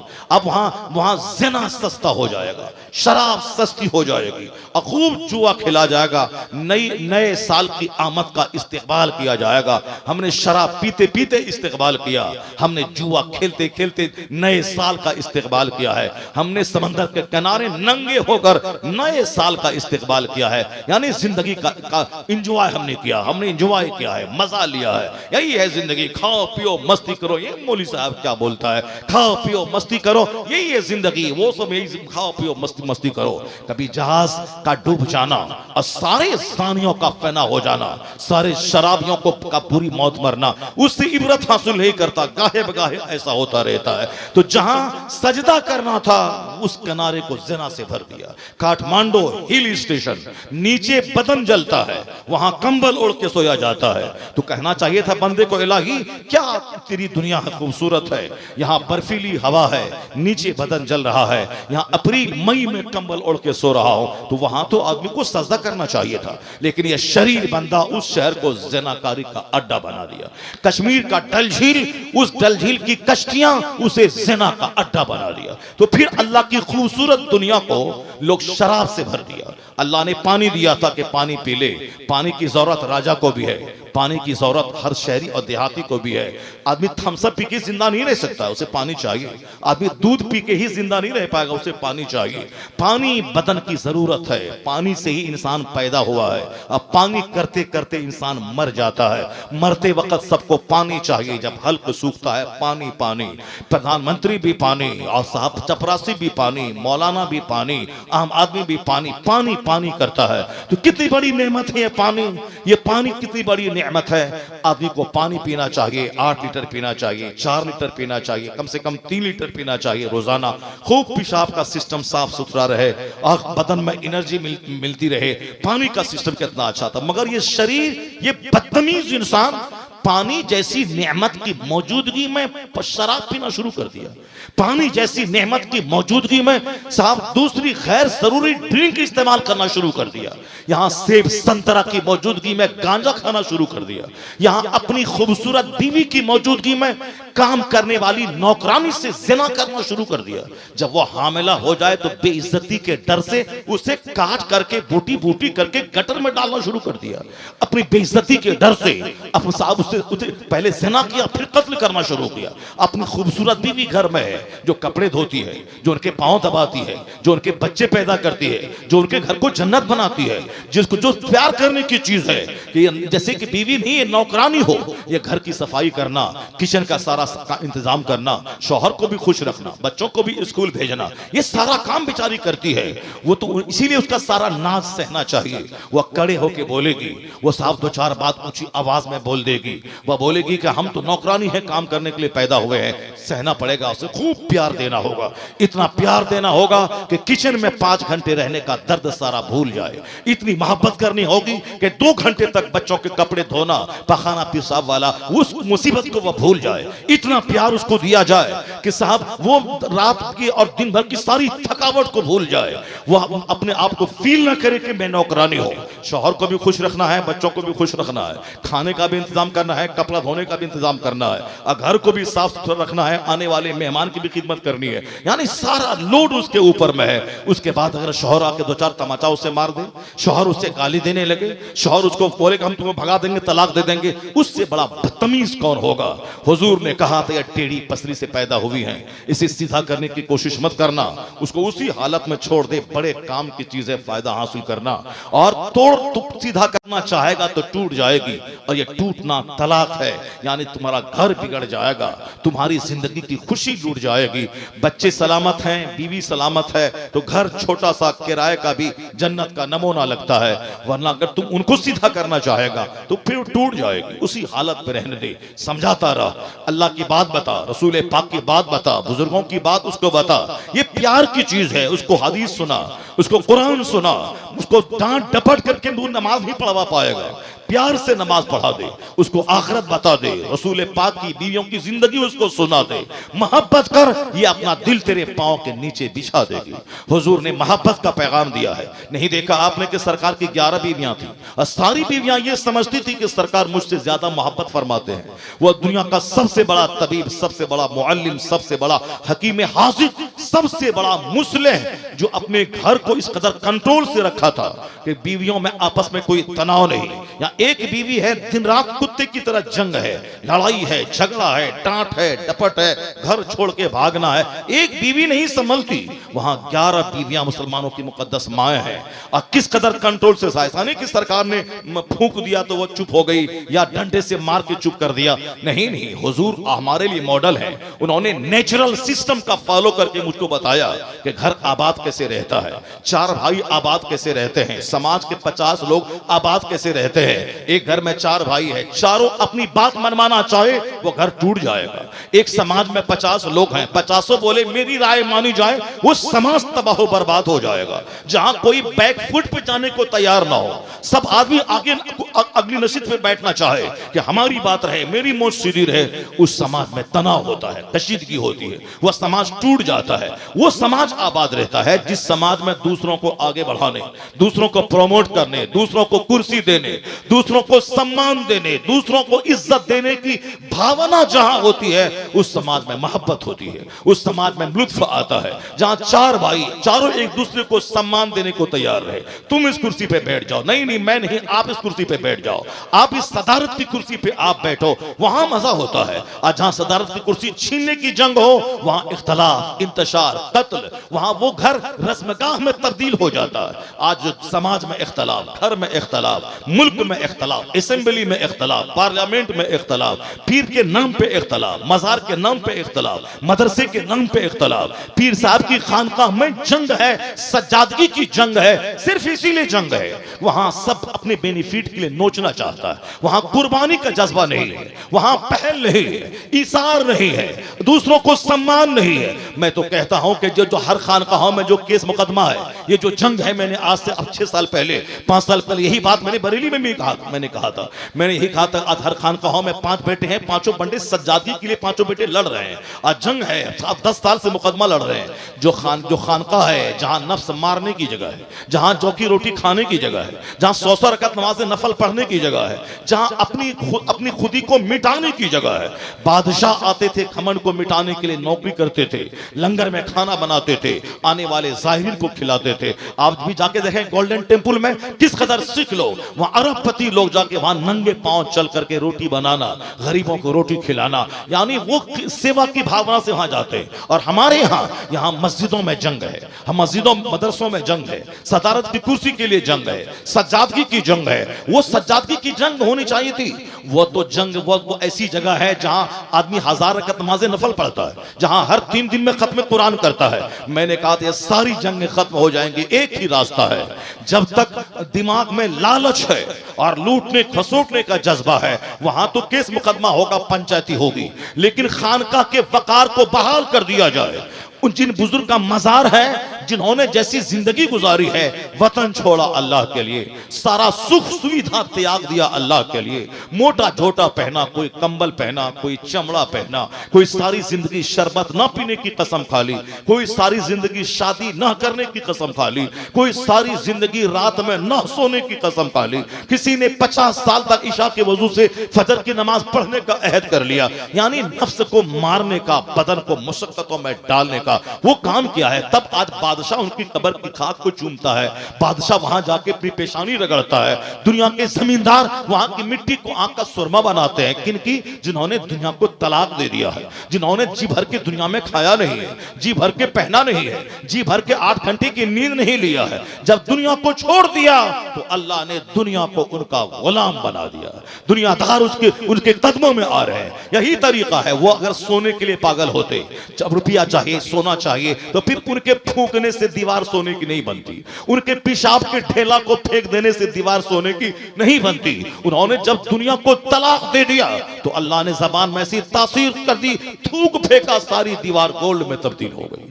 वो जब सोने गोल्ड से वह बेनियाज हो गए, तब अल्लाह उनकी जबान में ऐसी तासीर देता है। और जहां सोना चांदी रुपया पैसा डकैती करके, लूट करके, चोरी करके, भाई का हक दबा के, बहन का हक लूट के, जैसे भी हो चाहिए, चाहे दूसरों की दुकान में डकैती करके हो, दूसरों की जमीन पे कब्जा करके हो, झंडा गाड़ के हो, चाहे जैसे भी हो, ये जमीन चाहिए। अपनी टट्टी खिसका के, दीवार खिसका के, दूसरों मार धाड़ करके, गैर मजरूआ जमीन पे कब्जा करके हमको जमींदार बनना है। जहां इस कदर लालच हो, एक चप्पल के लिए वकार गिरा दे। पुलिस वाला 1 लाख रुपए तनख्वाह मिलती है और 2 रुपए की खातिर वह टोकरी वाले के पास जाके अपने वकार को मिट्टी में मिला करके 2 रुपया हासिल करता है। और जाके देख लें साहब, यहाँ करोड़ों का मकान है और साहब 2-2 रुपए गरीबों का खून चूस के जमा करने की नीति नहीं गई है। ये दुनियादार जब तक रहेंगे उनका बच्चा नहीं डरेगा, उनकी बीवी नहीं डरेगी रहेगा। जो दुनिया को तलाक दे देता है, बादशाहत को ठोकर मार देता है, नहीं चाहिए मुझे बादशाहत। इब्राहिम बिन अदहम ने बादशाहत को ठोकरा दी तो और साहब अब बंगल से लकड़ियां काटना शुरू कर दिया। अल्लाह ने वो इक़्तिदार अता फरमा दिया कि पहले तो बीवी बात न सुने, अभी तो समंदर की मछलियां उनकी बात सुन रही है। यानी अपनी सुई को फेंक दी तो समंदर की सारी मछलियां हीरे जवाहरात की सुई लेके आ गई। कौन सी सुई चाहिए? हीरे की, सोने की, चांदी की। चूंकि कुछ लोग बोलते हुए जा रहे थे, ये देखो बल्ख का बादशाह छोड़ के क्या मिला, गुदड़ी को सी रहा है, करीब बुलाया आओ इधर, अपनी सुई फेंक दी दरिया में। दरिया की मछलियों से कहा मुझे मेरी सुई दो। हीरे जवाहरात की सुई लेके दरिया की मछलियां किनारे आ गई, ले लो ये। कहा ये नहीं चाहिए, कहा मुझे अपनी सुई लोहे की चाहिए। एक मछली बीच दरिया से पानी को फाड़ती हुई आई और आपकी जो लोहे की सुई थी वो आपके हाथ में रख के वापस चली गई। कहा देखा तुमने, उस दुनिया में तो हजारों दुश्मन होते हैं, बादशाह के दुश्मन उनके वजीर होते हैं, बादशाह के दुश्मन दूसरा बादशाह होता है, लेकिन मैंने उनको थूक दिया है। अल्लाह ने ये बादशाहत अता फरमा दी कि दरिया की मछलियां भी मेरी बात मान रही हैं। जो अल्लाह का हो जाता अल्लाह उसका होता है। तो जिस कब्र में रहने वाले ने दुनिया को तलाक दे दिया, उनकी सज्जादगी के नाम पे जंग जारी है। हम बनेंगे सज्जादा, हम बनेंगे खलीफा। क्यों? इसलिए कि नजर पैसे पर है। वो जो आने वाले जाहिर, वो जो गोलक में पैसा डालेंगे, हम मुफ्त में न डीएम बनना है, न एसपी बनना है, न दारोगा बनना है, न बेटे को मास्टर बनाना है, न बेटे को टीचर बनाना है, न वैज्ञानिक बनाना। अजमेर के मुजाफिर की तरह वो काली टोपी रामपुरी कैप पहना के दाढ़ी दाढ़ी मोछ साफ करवा के और वो लंबी शेरवानी पहना के रास्ते पे छोड़ देना है। कहां से कौन ग्राहक आए, कहां से कौन कस्टमर आए, उसकी जेब पे नजर डाले, कहां से कौन औरत आए, उस पे चादर डाल करके उसका पर्स छीन ले। जिसको डीएम बनना था, जिनको एसपी बनना था, जिनको मास्टर बनना था, जिनको प्रोफेसर बनना था, जिनको वैज्ञानिक बनना था, जिनको टीचर बनना था, हलाल से कमाना था, अपना पैसा गरीबों में बांटना था, अजमेर आने वाले हर ख्वाजा के मेहमान पे लंगर लुटाना था, ये मेहमानों की जेब नोच रहा है, मेहमानों को लूट खसोट रहा है। जो नहीं पढ़ेगा लिखेगा तो सारी जिंदगी ऐसे ही गरीब नवाज की कब्र पे भीख मांगता रहेगा। वो भिखारी जो चादर फैला के 2-2 रुपया मांगता है, और ये भिखारी जो आने वाले जायरीन की जेब पे नजर रखे उसको लूटता है, दोनों में कोई फर्क नहीं है। अब फर्क ही है वो छोटा भिखारी है जो 10 रुपए से राजी हो गया, ये महाभिखारी है जो 100 रुपए देने के बाद भी इनका मुंह टेढ़ा ही रहता है। तो जो नहीं पढ़ेगा लिखेगा, गद्दी नशी का बेटा फूल बेचेगा, चादर बेचेगा, वो साहब चादरें फैला के आने वाले जायरीन से उम्मीदें वाबस्ता करके रखेगा। लेकिन जब यहां इसी कब्र पे फातिहा पढ़ के लोग मास्टर बन गए, नौकरी में चले गए, लाखों लाख कमा रहे हैं, गरीबों को दान कर रहे हैं, और उसका मानने वाला मुजाविर वही बैठ के 10 रुपए 2 रुपए की भीख मांग रहा है। उन्हें भी चाहिए था कि वो फैसला कर ले, मुझे नहीं करना वो काम, दूसरों का मोहताज नहीं होना है, मुझे अपना कमाना है और अपना पैसा लुटाना है। आज इस तरह का अहद कर ले, फिर वो देख ले किस कदर फैजान बरसता है। जब अजनबी यहां से फायदा उठाता है तो उनके घर वाले, उनकी खिदमत करने वाले कितने फायदा उठाए। मैंने तजवीज पेश की थी, हर पीर ये वसीयत करके चला जाए कि इसका गद्दी नशी वो शख्स होगा जो रोजाना 5 वक्त की नमाज बाजमात मस्जिद में पढ़ेगा। नंबर 2, जो रोजाना 5 पारे कुरान पाक की तिलावत करेगा, जो रोजाना 5000 बार दरूद शरीफ पढ़ेगा, जो रोजाना इशराक, चाश्त, अव्वाबीन और तहज्जुद की नमाज पढ़ेगा। इशराक की नमाज फजर की नमाज के बाद, सूरज निकलने के 20 मिनट के बाद, चाश्त की नमाज जब धूप मुकम्मल फैल जाए, अव्वाबीन मगरिब की नमाज के बाद 6 रकात पढ़े, तहज्जुद इशा की नमाज के बाद सो के रात में उठ करके पढ़े, और इशराक, चाश्त, अव्वाबीन पांचों नमाज बाजमात मस्जिद में पढ़ना है। इशराक, चाश्त, अव्वाबीन पढ़ना है। इसके अलावा 100 रकात नमाज नफल रोजाना पढ़ना है। जैसे कुतुबुद्दीन बख्तियार काकी रज़ियल्लाहु तआला अन्हु रोजाना हर रात में 3000 बार दरूद शरीफ पढ़ते थे और 200 रकात नमाज नफल पढ़ा करते थे। अगर हर पीर साहब ये वसीयत करके चला जाए कि मेरे मरने के बाद मेरा गद्दी नशी, मेरा सज्जादा नशी वो होगा जो नमाज पंजगाना बाजमात पढ़ेगा और इशराक, चाश्त, अव्वाबीन पढ़ेगा, रोजाना 100 रकात नमाज नफल पढ़ेगा और हर महीने में 5 दिन रोजाए नफल रखेगा, और फिर वो रोजाना 1000 बार नहीं 5000 बार दरूद शरीफ पढ़ेगा। रमजान में हर साल 300 दिन वो मस्जिद में मोतकिफ बन के रहेगा।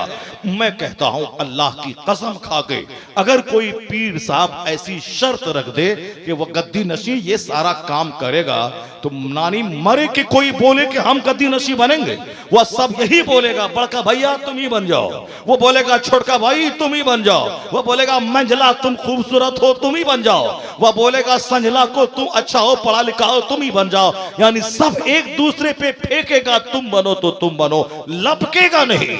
यहां तो लालच ने इन्हें फाइल उठाने पर मजबूर किया, यहां तो निकम्मे पन्ने जहालत ने उसे इस खानका को जंगो जदाल का मरकज बना दिया। जहां नफ्स मिटाया जाता है वहीं नफ्स मोटा हो गया है। वो तो होना पड़ेगा जो अल्लाह की खूबसूरत दुनिया में शरारत से काम लेगा, बगावत से काम लेगा, उसको तो इस तरह के खतरनाक नतायज का सामना करना ही पड़ेगा। मैं ये कहना चाहता हूं इतनी खूबसूरत दुनिया है अल्लाह की, ताकि बंदा खाए नेमत अल्लाह की, दान खाए, रोटी खाए, सब्जी खाए, फ्रूट खाए, काजू खाए, किशमिश खाए, केला खाए, मौज खाए, संतरा खाए, रात में गहरी नींद ले, समंदर के किनारे सजदा करे, कभी पहाड़ पे सजदा करे, कभी बाग में सजदा करे, कभी रात में सजदा करे, कभी दिन में सजदा करे, यानी इस दुनिया को सजदों से भर दे, अल्लाह की नेमत से फायदा उठाए, खूब अल्लाह की इबादत करे, अल्लाह नेमतों में इजाफा फरमा देगा, अल्लाह सेहत देगा, तंदुरुस्ती देगा, सच्ची खुशी देगा, गहरी नींद देगा, साउंड हेल्थ देगा, खूबसूरत औलाद देगा। यानी रब की नेमत का जो शुक्र अदा करता है अल्लाह नेमतों में इजाफा फरमाता है। लेकिन दुनिया के लोगों ने क्या सलूक किया इस दुनिया का, समंदर के किनारे जना, पहाड़ पे जना, गार्डन में जना, विक्टोरिया पार्क में जना, पानी से ज्यादा शराब पीना, और साहब अच्छी गजा अखरोट छोड़ के गांजा पीना, और साहब अफीम खाना, चरस खाना। ये बताएं कि चरस और अफीम दुनिया के लोग खाने लगे, शराब पीने लगे, अपनी बीवी छोड़ के लोग ज़िना करने लगे, नौकरानी से तवाइफ के कोटे पे। फिर क्या होना था? अल्लाह की इस दुनिया में जो शरारत करता है, अल्लाह जहन्नम को तो वहां तैयार करके रखा है, वही होना था जो रब का कानून है। नमरूद गरीब का बच्चा था, जब अल्लाह ने बादशाह बनाया, लोगों से सजदा करवाना शुरू किया, अल्लाह ने मामूली कीड़े से उसको ऐसी रुसवाकुन मौत दिया कि जिससे सजदा करवाया था उसके सामने पीशा पखाना में लथपथ बुरी मौत मरा। छोटा सा कीड़ा उसके होश ठिकाने लगा दिया। आज जब अमेरिका में शराब जना, चाइना में शराब जना, जापान में शराब जना, पेरिस में शराब और जना, हिंदुस्तान में यहाँ का आदमी देखा देखी, फिर यहाँ शराब और जना, यानी शराब और जना, कॉलेज में जना, स्कूल में जना, साहब हर जगहों पे जनाकारियां, कोचिंग सेंटर पे जनाकारियां, गर्ल्स हॉस्टल में जनाकारियां, नेता उस जना में लथपथ है, दारोगा जना में लथपथ है, 18 साल का छोकरा जना में लथपथ है। ईमान धर्म छोड़ छाड़ के जवानी की ख्वाहिशात की तकमील के लिए बेटियों का दूसरों के साथ भाग जाना, बेटों का दूसरों को लेके भाग जाना, जैसे कि इसका जिंदा होने का मकसद ही है शराब पीना, जना करना।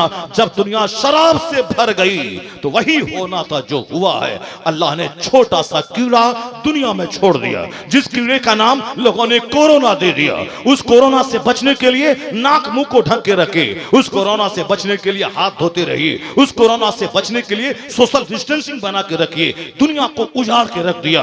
अमेरिका का वो शहर जो 24 घंटे जहां म्यूजिक चलता रहता था, वहां सन्नाटे का राज तारी हो गया। हिंदुस्तान का वो शहर, वो रेलवे स्टेशन जहां 24 घंटे ट्रेनें चलती थी, वहां ताले लग गए। वह एयरपोर्ट जहां हर 1 मिनट पे जहाज फ्लाई करता था, वहां ताले लग गए, कुत्ते बोलने लगे। वहां साहब बिल्लियां चरने लगी, कुत्ते बोलने लगे। एयरपोर्ट बंद, ताले लग गए। 50 करोड़ रुपए की फैक्ट्री में ताले लग गए। यहां तक कि सड़कें उजड़ गई, घर उजड़ गया, तवाइफ के कोठे उजड़ गए, हर आदमी का घर जेल बन गया। लोग अपने घर में कैदी बन के रहने लगे। जिसको प्लान था कि आज सुबह यहां, कल शाम वहां, परसों वहां, ये सारा शेड्यूल मेरा 6 महीने का है, वह जेल में घर में कैदी बन के रह गए। घर से बाहर निकलेगा पुलिस वाला शूट कर देगा। वह मस्जिदें जहां 24 घंटे अल्लाह की सदाएं आती थी, उस मस्जिद में जुमा और ईदैन की नमाज लोग नहीं पढ़ने लगे। वह हज बैतुल्लाह जो 24 घंटे वो खाने काबा का दरवाजा खुला रहता है, वहां का लोगों ने तवाफ तक बंद करवा दिया। पूरी दुनिया में हाहाकार मच गया। सड़कें बंद, घर बंद, यानी एयरपोर्ट बंद। ये पूरी दुनिया के वैज्ञानिक मौजूद है जो कहता था कि कुछ नहीं, कोई नमाज रोजा हज कुरान कुछ नहीं करेगा, साइंस सबसे बड़ी चीज है, जो मैं चाहूंगा हो जाएगा। आज बीमारी, कल दवाई। मैंने वो किया है कि दुनिया वालों को आसमान पे उड़ा दिया है, मैंने समंदर में गोता खिलवा दिया है, मैंने हाथ में मोबाइल दे के सारी दुनिया को छोटी सी बस्ती बना दिया है। वो वैज्ञानिक आज 2 साल गुजर गए, वह सर टकरा के बैठे हैं, सर जोड़ के बैठे हैं, रात रात भर रोते हैं कोरोना की कोई दवाई तो आ जाए। आज 2 साल गुजर गए, दवाई नहीं आई। और साहब डबल डोज लगाने के बाद भी लोग पॉजिटिव हो रहे हैं, ओमिक्रॉन से पॉजिटिव हो रहे हैं डबल डोज लगाने के बाद भी। साइंसदान महवे हैरत है कि क्या है, कौन सा अजाब है, क्या इलाज होगा, क्या दवा आएगी। वैक्सीन लगाने के बाद भी लोग संक्रमित हो रहे हैं। ये क्या है, तन्हाई में बैठ के गौर करेंगे पता चलेगा। अल्लाह की खूबसूरत दुनिया को इन शरीर बंदों ने घमंड से भर दिया, शरीर बंदों ने मार धार से भर दिया। इसको निकालो, इसको पीटो, यहां से भगाओ। जमीन अल्लाह की, आसमान अल्लाह का, दुनिया अल्लाह की। लोगों ने बांट दिया आपस में, ये मेरा मोहल्ला, ये तुम्हारा मोहल्ला, इस मोहल्ले से निकाल के भगा देंगे। जो 1000 साल से उस मोहल्ले में रह रहा है उसको बोलता है हम निकाल के भगा देंगे, जाओ वहां जाओ। जिनके बाप दादा हजारों साल से रह रहे हैं उनको निकाल देंगे, भगा देंगे। जब यहां निकालने की, भगाने की, मारने की, ढाड़ने की, काटने की जब बातें होंगी तो फिर क्या होगा? ये सामने वाला बंदा तो बेकस और मजबूर है, काट देगा, मार देगा। वो हम नहीं कुछ है, मगर मेरा खुदा तो है। उस खुदा ने एक छोटा सा कीड़ा भेजकर अमेरिका हिला डाला, चाइना जापान का घमंड तोड़ दिया, सारे वैज्ञानिकों का गुरूर तोड़ के 2 साल गुजर गए। आज तक दवाई नहीं आई। सबको अपाहिज और गूंगा बना के बता दिया कि बंदे, बंदा हो, बंदा बन के रहना, खुदा बनने की कोशिश मत करना। मैं अगर छूट देता हूं 10 10-20 साल की, इसका ये मतलब नहीं कि मैं नहीं हूं। अल्लाह ने दुनिया को बता दिया कि तुम्हारे चाहने से सारा काम नहीं होता है, तुम्हारी सारी मर्जी नहीं चलेगी। मेरी दुनिया, मेरा सब कुछ है, मैं जो चाहूंगा वही होगा। सारे वैज्ञानिकों को गूंगा बना के बता दिया, तुम्हारे चाहने से सब कुछ नहीं होता है, वही होता है जो मंजूर खुदा होता है, वही होता है जो कौनैन का खालिक चाहता है, वही होता है जो रब्बे काबा चाहता है, वही होता है जो दुनिया का मालिक चाहता है। ये बंदों की औकात याद दिला दी अल्लाह ने, इनके गुरूर को तोड़ दिया अल्लाह ने। और आज ये अमेरिका से लेके हिंदुस्तान तक के वैज्ञानिक क्या कहते हैं? हाथ धोते रहिए, हाथ धोते रहिए, हाथ धोते रहिए। कल एयरपोर्ट में मैं वजू करता था, ये कहते थे चिढ़ते हुए, don't waste water, water is life, पानी को बर्बाद मत कीजिए, जल ही जीवन है। मैं एयरपोर्ट पे वजू करता तो रेलवे स्टेशन पे कहता, क्या ये वजू करके पानी बर्बाद कर रहे हैं? ये टिश्यू पेपर इस्तेमाल कीजिए, टिश्यू पेपर, लेट्रिन में टिश्यू पेपर, पेशाब में टिश्यू पेपर, खाना खाने के बाद हाथ धोने में टिश्यू पेपर, ये पानी मत इस्तेमाल कीजिए, टिश्यू पेपर, जल ही जीवन है। जल की सुरक्षा कीजिए। ये भूल गया कि जिसने जल दिया है उस जल देने वाले का सजदा करने के लिए हमें जल की जरूरत है, ताकि मैं शुद्ध हो जाऊं और पवित्र हो जाऊं, फिर उसके बाद उस जल देने वाले को मैं सजदा करूं। नहीं, जल ही जीवन है, जल की पूजा है, जल देने वाले के खिलाफ है। असाब दरख्त, पेड़ पौधे के सामने सर झुक रहा है, और जिसने दरख्त पैदा किया उससे बगावत है, उसका इनकार है। ये शरीरों को मजा चखाने के लिए आज अमेरिका का वैज्ञानिक बोलता है कोरोना से बचना है तो हाथ धोते रहिए। हिंदुस्तान के वैज्ञानिक बोलते हैं कोरोना से बचना है तो हाथ धोते रहिए, लगातार धोते रहिए, पानी से धोते रहिए, धोते रहिए, धोते रहिए। China, Japan, Paris, Germany, Canada, Norway, America, Britain, France, यानी जो बड़े बड़े तरक्की याफ्ता ममालिक है, वह सब कहते हैं हाथ धोते रहिए, मास्क पहन के रखिए, वरना नाक से कीड़ा घुसेगा, मुंह से कीड़ा घुसेगा, इसको धोते रहिए। ठीक है, मैं मास्क पहनता हूं, मगर मैं एक बात कहता हूं, जहां हाथ धोने की वकालत आज दुनिया कर रही है, तन्हाई में बैठ के गौर करें कि 1400 साल पहले दुनिया का सबसे बड़ा मुअल्लिम, दुनिया का सबसे बड़ा हकीम क्या कहा था? तुम इंसान हो, तुमको अल्लाह ने पैदा किया है, मोमिन बन के रहो। बहैसियत मोमिन नमाज, रोजा, हज, ज़कात इस्लाम का पिलर है। नमाज पढ़ना सबसे बड़ा फर्ज है, ताकि जिस रब ने सेहत दी, जमीन दी, खाने की सारी नेमतें दी, उस रब को सजदा दिन में 5 बार हो, ताकि लग सारी नेमतों का शुक्र अदा हो जाए। उस सजदा से पहले हाथ धो लेना, हाथ धो लेना, नाक में पानी डाल लेना, मुंह में पानी डाल लेना, चेहरा धो लेना, हाथ धो लेना, सर का मसह कर लेना, पांव को धो लेना, ताकि ये नीम गुस्ल, आधा गुस्ल हो जाए और बिल्कुल स्वच्छ होके अपने रब्बे करीम की बारगाह में सजदा करो। ये वजू है जो वजू का कतरा गुनाहों को गिरा देता है। ये दिन में 5 बार वजू करना, ताकि गुनाह भी झड़ जाए। और उस हकीम की नजर इस पर भी है, ताकि हाथ में जो संक्रमण फजर से जोहर के बीच में हो, वह जोहर का वजू उसे धो डाले। जो जोहर से असर तक संक्रमित हो हाथ, असर का वजू उसे धो डाले। जो असर के मगरिब के बीच में संक्रमण जाए, मगरिब का वजू उसे धो डाले। मगरिब से ईशा के बीच में संक्रमित हो हाथ, ईशा का वजू उसे धो डाले। फिर ईशा से लेकर फजर तक अगर कोई कीड़ा हाथ में लगा हो, फजर का वजू उसे धो डाले। और वजू उन रास्तों का प्रोटेक्टर है जिन रास्तों से बीमारी अंदर घुसती है। वजू में हाथ धोया जाता है, वजू में मुंह में कुल्ली की जाती है, वजू में नाक में पानी डाला जाता है, और नाक के रास्ते से अंदर जाता है संक्रमण, नाक के रास्ते से कीड़ा मुंह के रास्ते से घुसता है। यह वजू उन तमाम रास्तों का मुहाफिज है जिन रास्तों से बीमारियां अंदर घुसती है। हाथ धोना है, फेस वॉश करना है, नाक साफ करना है, कुल्ली करनी है। दुनिया वालों की नजर आज गई कि हाथ धोते रहिए, तो वही तो मैं कहता हूं, जहां आज कोरोना से संक्रमित होने के बाद दुनिया हाथ धोने की वकालत कर रही है, इससे बचना है तो हाथ धोना होगा। जहां करोड़ों वैज्ञानिकों की नजर आज गई है, वहां मुस्तफा जान रहमत की नजर 1500 साल पहले चली गई है, ताकि मेरा गुलाम वजू करे, उसके गुनाह भी मिटेंगे और उसकी बीमारियों का दाग भी धुलता चला जाएगा। मजहब इस्लाम का हर कानून लाजवाब है। अब कोरोना से भी जो बंदा सबक हासिल न करे, अगर मेरे बच्चे, मेरे नौजवान, मेरे समाज के लोग अगर ये आज भी वजू की अहमियत नहीं समझा, अगर आज भी ये सजदे की अहमियत नहीं समझा। अभी देखा परसों अरविंद केजरीवाल जी ने कहा है कि दिल्ली के हर स्कूल में योगा का, मेडिटेशन, मुराकबा को कंपलसरी कर दिया जाएगा, क्योंकि वैज्ञानिकों ने कहा कि सेहतमंद रहने के लिए ध्यान लगाना बहुत जरूरी है। है। सारी दुनिया से थोड़ी देर के लिए वक्फे वक्फे से कट के गुजारना बहुत जरूरी है। जहां दवाइयां काम नहीं करती हैं वहां चंद मिनट का ध्यान काम करता है, योगा काम करता है। तो आज दूसरे लोग सेहतमंद रहने के लिए वह 5 मिनट मौन धारण कर ले, चुप रहे, बैठ जाए, सर को झुका ले और साहब वो खूब गौर व फिक्र करे, न बोले न चाले न बदन को हरकत दे।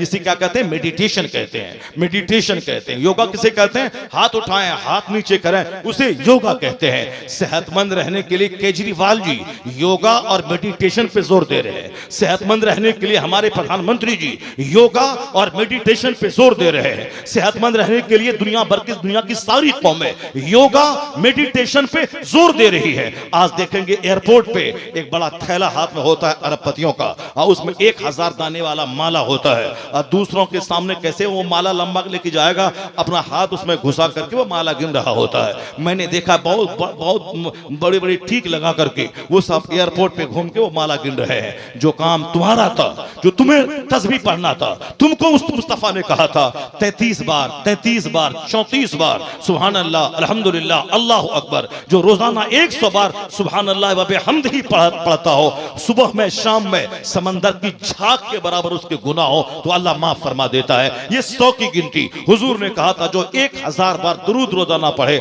जब उस वक्त तक मरेगा नहीं, जब तक कि जन्नत में अपना मकाम ना देख ले। ये 1000 बार, ये 100 बार। बुजुर्गों ने कहा था जो 1,25,000 बार कलमा शरीफ का विर्द कर ले, चाहे खुद अपने लिए रख ले या अपने माँ बाप को बख्श दे, अल्लाह रब्बुल इज्जत उस कलमे को इतनी मिकदार में पढ़ने से अल्लाह उसको बख्श देता है। ये 1,00,000 बार पढ़ना, 1000 बार पढ़ना, 500 बार पढ़ना, 100 बार पढ़ना, मिअता मर्रा, ये जो हदीस में बार बार आया है, ये इतनी गिनती, जो काम हमारा था हमारे बच्चों ने मेरा मजाक उड़ाया, हमारे लोगों ने तस्बीह का मजाक उड़ाया, हमारे लोगों ने मस्जिद के अजान का मजाक उड़ाया। दूसरे लोग मस्जिद के सामने से गुजरे तो बैंड बाजा बंद कर दे, हमारे लोगों ने वो इसके बदन में आग लगी है। इतना हवस है कि दूसरा आदमी कुत्ता को साहब दाना देता है, ये कुत्ता के पीछे 20,000 रुपए हर महीने खर्च करके उसको पालता है। पैसा बढ़ा तो लिबास घट गया, इनकी बीवी चड्डी और जींस पहनने लगी। पैसा बढ़ा, इनके बेटे चैन पहनने लगे, हाथ में कड़ा पहनने लगे। पैसा घटा, इनके घर में पूरी दीवार को घेरने वाली LED टीवी आ गई। और पैसा थोड़ा बढ़ा, इनके बेटे अब हाफ पैंट पहन के जवान बेटी जवान बहन के सामने आवारा अंग्रेजों की तरह घर में फिरने लगे। यानी मौलाना चीखता रहा हर जुमा के दिन, नबी की सुन्नतों की पैरवी कर, नबी की सुन्नतों की पैरवी कर। ये उतनी ही ज्यादा शिद्दत के साथ अंग्रेजों की पैरवी करने लगे, फिल्म एक्टर की पैरवी करने लगे। ऐसा लगा जैसे मौलाना का अपना काम है बोलता रहना, मेरा काम है इन अंग्रेजों की पैरवी करता रहना। जब तुम अंग्रेजों की पैरवी में ऐसा कर रहा है तो इसी को तुम डाइवर्ट कर दे। जब पैरवी ही करनी है, अपनी कोई तहकीक नहीं है, पैरवी ही करनी है, दूसरों के फुट स्टेप पर ही चलना है, तो पैरवी कर मुस्तफा जाने रहमत की। लिबास पहनने में, सोने जागने में, कपड़ा पहनने में, जिंदगी गुजारने में अगर मुस्तफा की पैरवी तुमने किया तो सारी दुनिया तेरी पैरवी करेगी, सारी दुनिया तेरे दरवाजे पे आएगी। नबी को जो मॉडल बना ले उसको समाज मॉडल बना लेता है, उसको यहां अल्लाह इज्जतों से नवाजता है, मरने के बाद मुस्तफा की शफाअत से उसे मालामाल कर देता है। हमने जिसकी ऐसी की पैरवी की, यहां जलील हो गए, यहां रुसवा हो गए, कहीं का नहीं रहे। न अल्लाह की मदद मेरे साथ है, न मुस्तफा की अता मेरे साथ है। जाहिर सी बात है जो अल्लाह की बात मानेगा उसी पर न खुदा की रहमत होगी, जो रसूल पाक की बात मानेगा उस पर न खुदा की रहमत होगी। इस कोरोना काल ने हमें बहुत कुछ समझाया है। हमारे बुजुर्गों ने कहा था फित्नो फसाद के वक्त में अपने घर को सबसे बड़ी खानका बना लेना। यह हदीस में आया है, आखिर जमाने में जब फितना फैल जाए, यानी घर से बाहर निकले के गुनाह चालू है। जैसे आजकल देख सकते हैं, घर में है अकेला तो ठीक है, और फिर घर से बाहर निकले तो सामने वाला दोस्त मिला, गीबत चालू है, मारधाड़ की बात चालू है, सामने अधनंगी लड़कियां आ रही हैं, निगाह बहक रही है, गुनाह चालू है। सामने साहब झूठ बोल रहे हैं, 5 लोग कोई डुगडुगी बजा के जादू का खेला कर रहा है, मस्जिद में खड़ा ना हुआ, वहां खड़ा होके वह जादू का खेल तमाशा देखना शुरू कर दिया। पान की दुकान पे है, वहां गाना है, बजाना है, टेलीविजन है। पटना जाना है, कोच में साहब गाना है, बजाना है। एयरपोर्ट में जाए, वहां अधनंगी एयर होस्टेस है, उनको देखना है, गाना है, बजाना है। यानी घर में है तो ठीक है, घर से बाहर निकले तो फित्नो फसाद का बाजार घर में है। इसलिए हुजूर ने कभी कहा था आखिर जमाने में अपने अपने घर की टाट बन जाना, टाट बन जाना। यानी जिस तरह टाट बिछा के रखते हो, वह जरूरतन कभी कभार उसको टाट को निकाला जाता है, सफाई झाड़ू लगाया जाता है, उसी तरह अपने घर की टाट बन जाना। यानी ज्यादा टाइम अपने घर में गुजारना, ताकि कान गुनाह से महफूज रहे, आंख गुनाह से सेफ रहे, ताकि हाथ पांव क्राइम और अत्याचार से सेफ रहे। हमने ही कहा था कि ज्यादा फजूल दोस्ती नहीं, ज्यादा फजूल घूमना फिरना नहीं। यहाँ मोहल्ले में शादी है किसी छोकरे की और ये अपना सारा कारोबार दुकान बंद करके उसके पीछे पागल है। यानी अब्दुल्ला की शादी में ये दीवाना है, अब साहब उसके दोस्त बेगाने की शादी में अब्दुल्ला दीवाना है। शादी है दोस्त की, ये अपना घर बार माँ बाप सारा छोड़ करके अब 10 दिन से उसी के पीछे भाग रहा है। बाइक लेके बाजार जाना, वहां से सामान लाना, चाय की प्याली लाना, ये लाना वो लाना। शादी है अब साहब बेगाने की, ये अब्दुल्ला उसके पीछे दीवाना है। बहन कहाँ है, माँ कहाँ है, भाई कहाँ है, अपनी दुकान अपना कारोबार छोड़ के हुल्लड़बाजी कर रहा है। और 10 छोकरे हैं हुल्लड़बाजी कर रहे हैं। शादी को जैसे एक बहुत बड़ा प्रॉब्लम बना दिया है। शादी इतना सिंपल कि गली में शादी हो जाए किसी को पता तक ना चले। 5 आदमी के बीच में शादी, मस्जिद में शादी, जहां लड़का जवान होगा रिश्ता तहवा फौरी, घर में 10 लोग बैठे और शादी, ताकि जिना चोर दरवाजे से भी दाखिल ना हो, मुश्किल हो जाए। यहाँ हमने जिना को आसान बना दिया, शादी को मुश्किल बना दिया। क्योंकि शादी के लिए कार्ड छपाना है, 50 बार मेहमान का आना जाना है, फिर मंगनी करनी है। एक शादी से ज्यादा 2-4 शादी का खर्चा मंगनी में उसी में खर्च हो जाए, आने जाने देखने इनकार करने रिजेक्ट करने में खत्म हो जाए। उसके बाद कार्ड छपाई का मुकाबला, यानी 200 रुपए पर कार्ड पे मैंने छापा है, पूरे शहर में कोई ना छापा होगा। ये साहब डेकोरेशन करने का मुकाबला, और साहब वो दस्तरखान सजाने का, 10 प्रकार खाना खिलाने का। वो खिलाया है 200 को तो मैं 500 को खिलाऊंगा, वो पिलाया 500 को तो हम 5000 को खिलाएंगे। यानी जिस तरह हराम की कमाई किया है उसी तरह दूसरों के खिलाने में लूटा रहा है। मस्जिद में 10 रुपए का चंदा नहीं दिया और यहाँ 1000 आदमी को खिलाने के लिए 25 साल से जिस दिन बेटी पैदा हुई थी उसी दिन से पैसा बचा बचा के रखा। हज फर्ज हुआ, हज नहीं किया। ज़कात हर साल देना है, वो नहीं दिया। जो जिस पैसे की ज़कात ना निकली हो, जो कभी हज न किया गया हो, वो पैसा तो इन चमारों के खिलाने में खर्च हो ही जाएगा। 1000 आदमी को खिलाया, वाह मौलाना साहब आपने खाना खिलाया है मजे का। 1 सेकंड उधर नजर फिरी, बोलता हाँ हराम का जैसा का मान था वैसा लूटा रहा है। दूसरों की जबान से तारीफ सुनने का ख्वाहिशमंद, कभी तारीफ ना होगी। अल्लाह को नाराज करके जो दूसरों के मुंह से तारीफ सुनना चाहे, कभी उसको दूसरों का दिल नहीं जीतेगा, समाज की निगाह में वो गिर जाएगा। हमने शादी को मुश्किल बना दिया, जीना और शादी ब्याह करना सब मैंने मुश्किल बना दिया। और फिर घूमना आवारा की तरह, रात में घूमना, 50 मोटरसाइकिल लेके जाना, हुल्लड़बाजी करना। यानी और कुछ कोई काम नहीं थे, बाहर में गए 10 लड़का है, 10 छोकरा मोबाइल चला रहा है और कोई किसी से बात नहीं कर रहा, चारों घूम रहा है और बैठ रहा है। यानी जैसे कोई जिंदगी का एम नहीं है, कोई टारगेट नहीं है, कोई मकसद नहीं है। अगर तुम मोबाइल चला के डीएम बन जाओ तो मेरा कलेजा ठंडा हो जाएगा। मोबाइल चला के एसपी बन जाओ, कलेजा ठंडा हो जाएगा। मोबाइल चला करके तुम इंजीनियर बन जाओ, सॉफ्टवेयर 5 लाख महीना कमाओ अमेरिका में, कलेजा ठंडा हो जाएगा। कोई नई चीज डिस्कवर कर लो, इन्वेस्टिगेट कर लो, इजाद कर लो, हमारा कलेजा ठंडा हो जाएगा। सारे मुसलमानों को शांति मिल जाएगी। मगर कौन है जिसको बनना है बड़ा इंजीनियर, उसको तो 24 घंटे में 1 मिनट का सही इस्तेमाल करता है। आज जिनको सिर्फ जोकर बनना है, जिनको सिर्फ साफ कहे कि वो फिल्म स्टार का फॉलोवर बनना है, वही गांव समाज में इसी तरह घूमते रहते हैं। अब जब कानून मुस्तफा को तोड़ा गया तो आज पुलिस वाले डंडा से मार मार के चलो घर चलो, बाहर घूमेगा, संक्रमण है, कोरोना का दौर है। बंबई में समंदर के किनारे घूमने वाले बच्चों को पुलिस वाला मार मार के घर में पहुंचाया। चौराहे पे पटना में जो बच्चा घूमता था डंडा से मार मार, चलो घर चलो, घर में जाओ, अभी कोरोना का संक्रमण फैला है, तीसरी लहर आने वाली है, जाओ घर, 144 लागू है, 8 बजे के बाद कोई नहीं घूमेगा। जो हदीस की बात नहीं मानेगा, जो उलमा की बात नहीं मानेगा, जो गैर जरूरी दोस्ती नहीं छोड़ेगा, जो अपने घर में नहीं रहेगा, उसे तो पुलिस का डंडा खाना पड़ेगा, उसी तो पुलिस वालों की मार खानी पड़ेगी। इसलिए आज जब वो कहते हैं संक्रमण से बचना है तो अपने घर में रहो, घर में रहिए, सुरक्षित रहिए, घर में रहिए, सुरक्षित रहिए। यही पैगाम तो मुस्तफा ने दिया था कि फितना फसाद के जमाने में अपने घर की टाट बन जाओ, घर में रहो, सुरक्षित रहो। आज जो बोली करोड़ों तानीश्वर बोल रहे हैं, यही पैगाम तुम्हारे पैगंबर ने 1400 साल पहले अता फरमाया है। तरीके मुस्तफ़ा को छोड़ना है वजह बर्बादी, इसी से कौम दुनिया में होगी बेइक़्तिदार। अपनी अल्लाह ने अक्ल सलीम दी है, उस अक्ल का इस्तेमाल करते रहिए, मस्जिदों से करीब रहिए, आलिमों की बात को बोझ न समझिए, हुल्लड़बाजी मत कीजिए, आस्थाने दरगाहों पे जाइए तो दूसरों की बहू बेटी के आगे पीछे मत किया कीजिए। जिसके पीछे आगे करते हैं मुमकिन है वो आपकी बेटी हो, वो आपकी बीवी हो, वो आपकी बहन हो। एक गैरतमंद कभी नहीं चाहेगा कि मेरी निगाह के सामने मेरी माँ का कोई हाथ पकड़ ले, वो मर जाएगा या मार देगा सामने वाले को।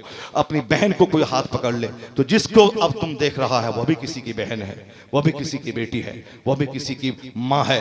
जब फिर दरगाहों पे हुल्लड़बाजी, जलसे में हुल्लड़बाजी, दूसरों की बेटी पे बुरी नजर और उसको देखने के लिए टाइम निकाल करके घूमना है चौक चौराहे पे, साफ सेल्फी लेना है, फोटो लेना है, उस पर निगाहें दौड़ाना है। तुम बहन से थे, समाज का बेटा, तुम्हारी जिम्मेदारी है उन माओ को सुरक्षा देना, उन माओ को प्रोटेक्शन देना, उन बहनों की इज्जत की हिफाजत करना, न कि खुद से ही उनकी इज्जत को नीलाम और ताराज करना।